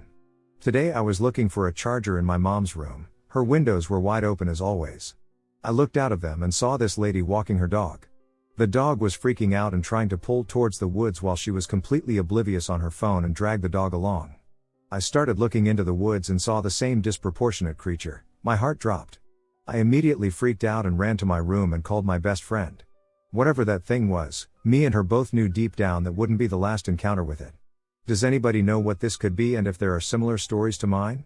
Any information would be helpful. We're tired of constantly living in fear and losing sleep over this creature. Friends and I would play on a church's playground that was accessible through a very small, thin trail at the dead end of our neighborhood. The church was modern and in use. The wooded area that separated our neighborhood and the church was super thin, with little trails that could take you to different parts of the neighborhood. I could see my house from the trail we used. It took you 2 seconds to walk through and access the parking lot, where you walked over a ways to the playground. This wooded area definitely wasn't home to any large animals, bears, wolves, or otherwise. This info is relevant to the story. So, it was back in the 90s, and we didn't have cell phones. One of my friends had a walkie-talkie and helicopter dad who would call her home randomly. I volunteered to walk her across the parking lot to the trail with her bike, just because we did that kind of thing back then. We weren't afraid of anything, it was just kindness. I left my other friend behind at the playground. I say goodbye to my friend, watch her get on her bike, go through the trail, hit the road, and go down the hill toward her house. I turn around, and I'm standing next to a large tree.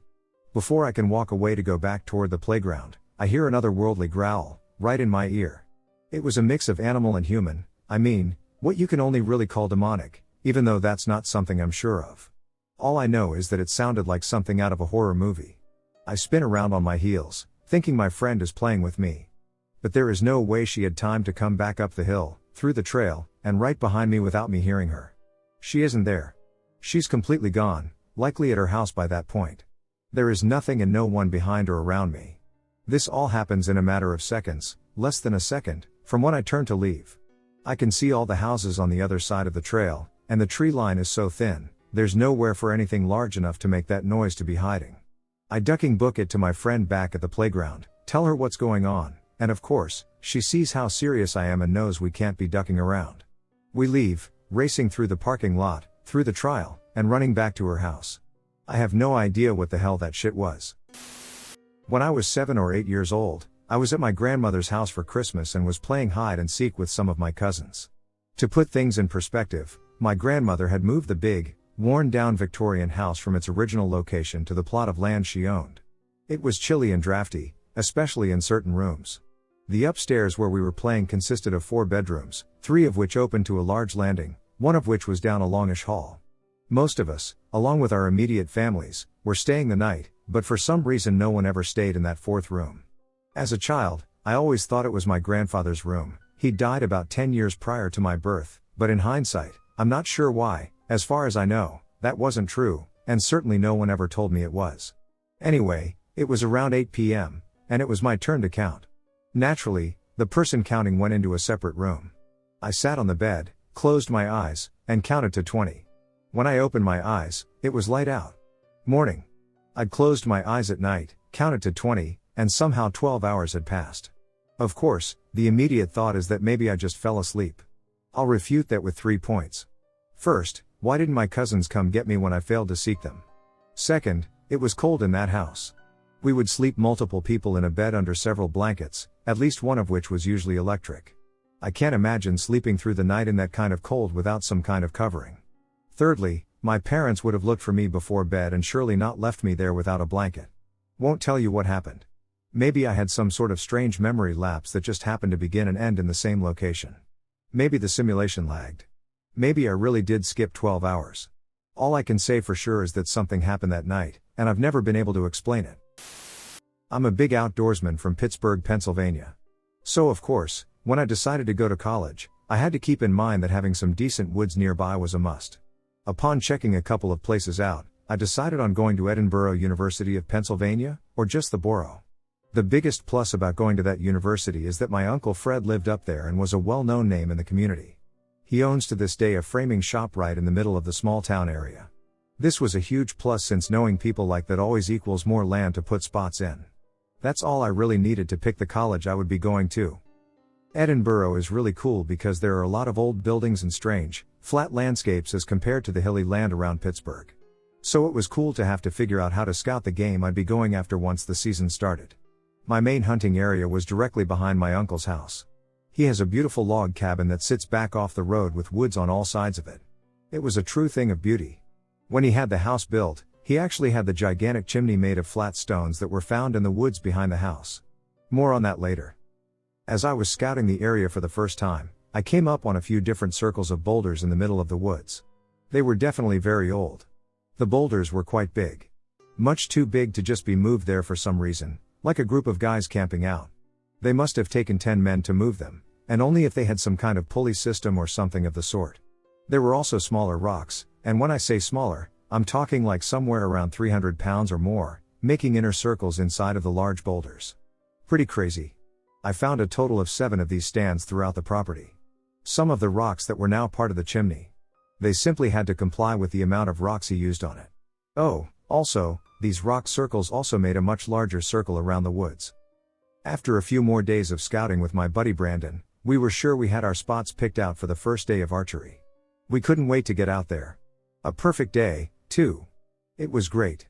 The thing about Edinburgh, Pennsylvania, is that it gets more snow per year than most of Alaska due to the lake effect snow coming across Lake Erie.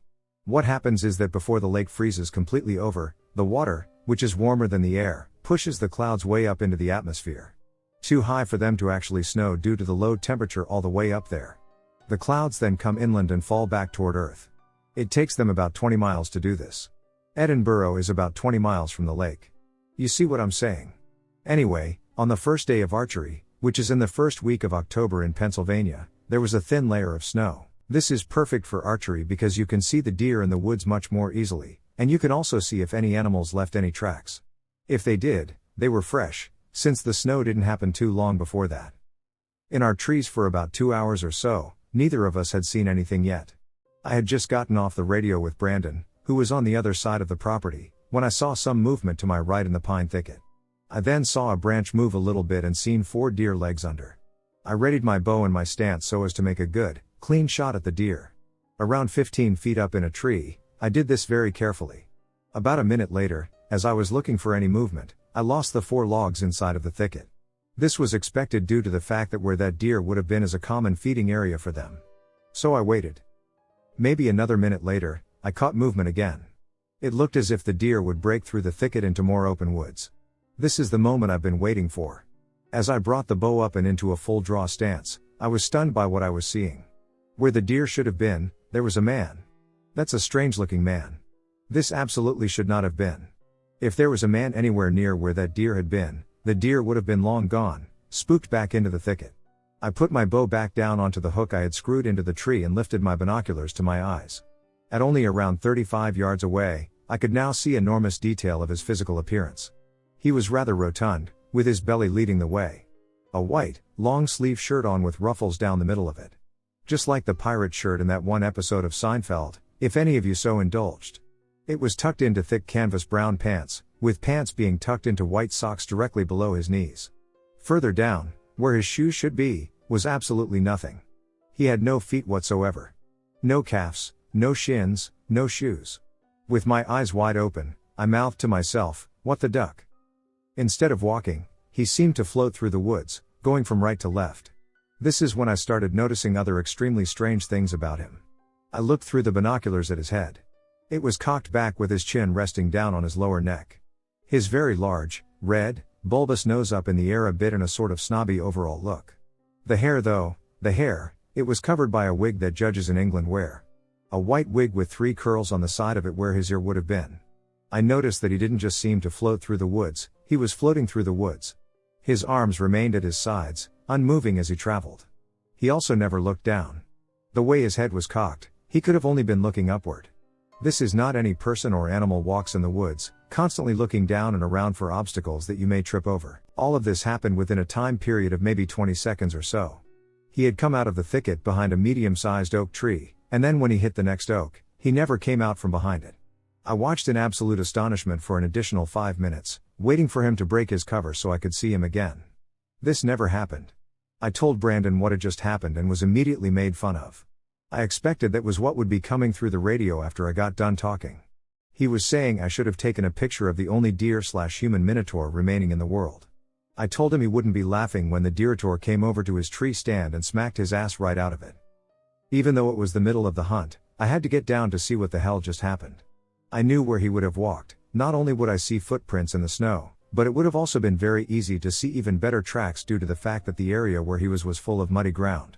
A freaking hummingbird would have left tracks in this muddy mess.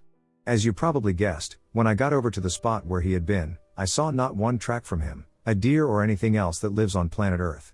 I was utterly amazed. What happened later that night was just as creepy.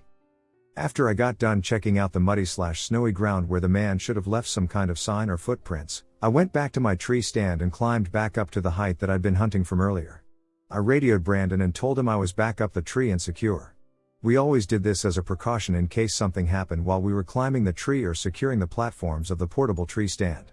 My old man's buddy Bunky actually saved his left eye from being completely blind and useless. He was practicing shooting from a raised platform when he slipped and fell off, driving a stick right into his eyeball as he hit the ground. This has nothing to do with the story, but all you hunters out there should adopt this practice. You know, the more you know, and all that shit. I digress. We hunted the rest of the day, but not without periodic ragging from Brandon making fun of me about the deerator throughout the rest of the hunt. I knew I'd be hearing about it for at least a week or so, maybe longer. That is, of course, if the rest of the night would have been a normal one. Which, it turns out, was not. As twilight approached, I radioed Brandon and told him I was going to start getting out of the tree. Brandon was actually in a built stand that we found while scouting in the months prior. So I had him meet me at my spot due to the fact that it was going to take me much longer to get my stand down and off the tree. Just as I thought, Brandon was walking up to my spot right as I was getting to the bottom of the tree. Once I got all the way to the bottom, I unhooked the straps that were around my feet, jumped down to the ground, and started feverishly explaining to him again everything that happened. I took him over to the muddy area to show him that there were absolutely no tracks in the snow or the mud. I definitely could sense that he didn't completely believe everything I was telling him. I was able to sense this so easily because he looked right at me with his mouth agape and his eyebrows pushing up towards the middle of his forehead and said, "Are you ducking with me, brother?" He also was able to tell that I wasn't messing with him when I looked at him with what I'm sure are some of the craziest eyes he's ever seen and said, "Hell no, I ain't ducking with you." When he realized that I was 100% serious, he started taking inventory of all of the things that I had previously told him, and we went back and forth trying to make any kind of sense of what I had seen at all. While we were talking to each other back and forth, we had failed to notice that nighttime was already upon us. It was that Stephen King full dark, no stars kind of night too. Due to the fact that we were looking for signs left behind by the ghost guy, we were in a patch of woods that we weren't very familiar with. We may have been pretty close to where my stand was, but once night falls in the woods, it's a whole new ballgame. Still, the patch of wood we were in was enclosed by a triangle of roads. All we had to do was walk in a straight line, and we would come out somewhere on one of the roads, then just walk that road back to my uncle's house. So we started walking. Walking in a straight line in the woods is almost impossible to do without a compass, which I didn't have. So we were both figuratively and literally in the dark when it came to where we were. A couple minutes into the walk, we heard a loud scream, as if someone were being murdered. Now I know what every animal in the woods around here sounds like, either normally or in panic mode, making death cries. I see videos often of people recording a sound in their backyard that they think is a person who needs help, only to be a rabbit screaming from being attacked by some predator like a coyote or fox. This was not the case. At all. After waiting a couple minutes to see if the screaming would continue, we started walking again in the direction we thought we should be going. We didn't talk much about what we had just heard, probably because of the anxiety we were both feeling. We couldn't ignore it for long though, because we heard another long, blood-curdling scream. It was closer this time, and sounded different. At first we thought it sounded like a woman being attacked. This new scream sounded threatening. Ironically, we felt like we were the ones being stalked and hunted at this point. Still, we pushed forward. After walking about another 100 yards, we came across something very strange.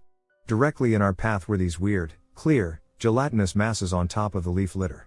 Now I am 32, which isn't an age that necessarily screams wisdom from experience, but I've been in the woods since as far back as I can even remember. My old man taught me everything there is to know about the wilderness around us. So take it from me, these clear globs should not have been there.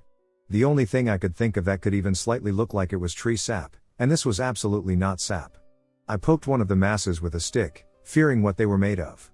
I had read a story about a town that had clear, gelatinous globs raining down on them.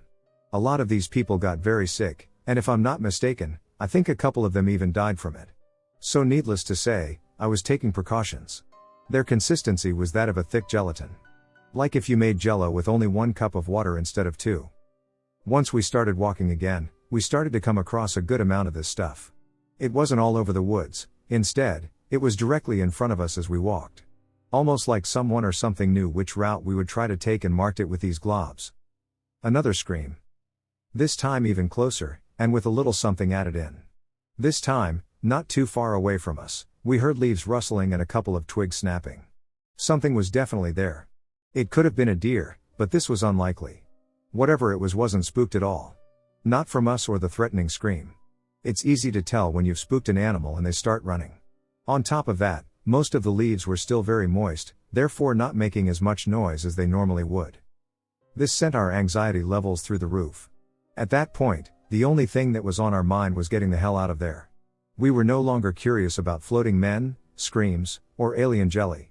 We just wanted out. It should have been very soon. The distance we walked should have crossed a road by now, but it hadn't yet.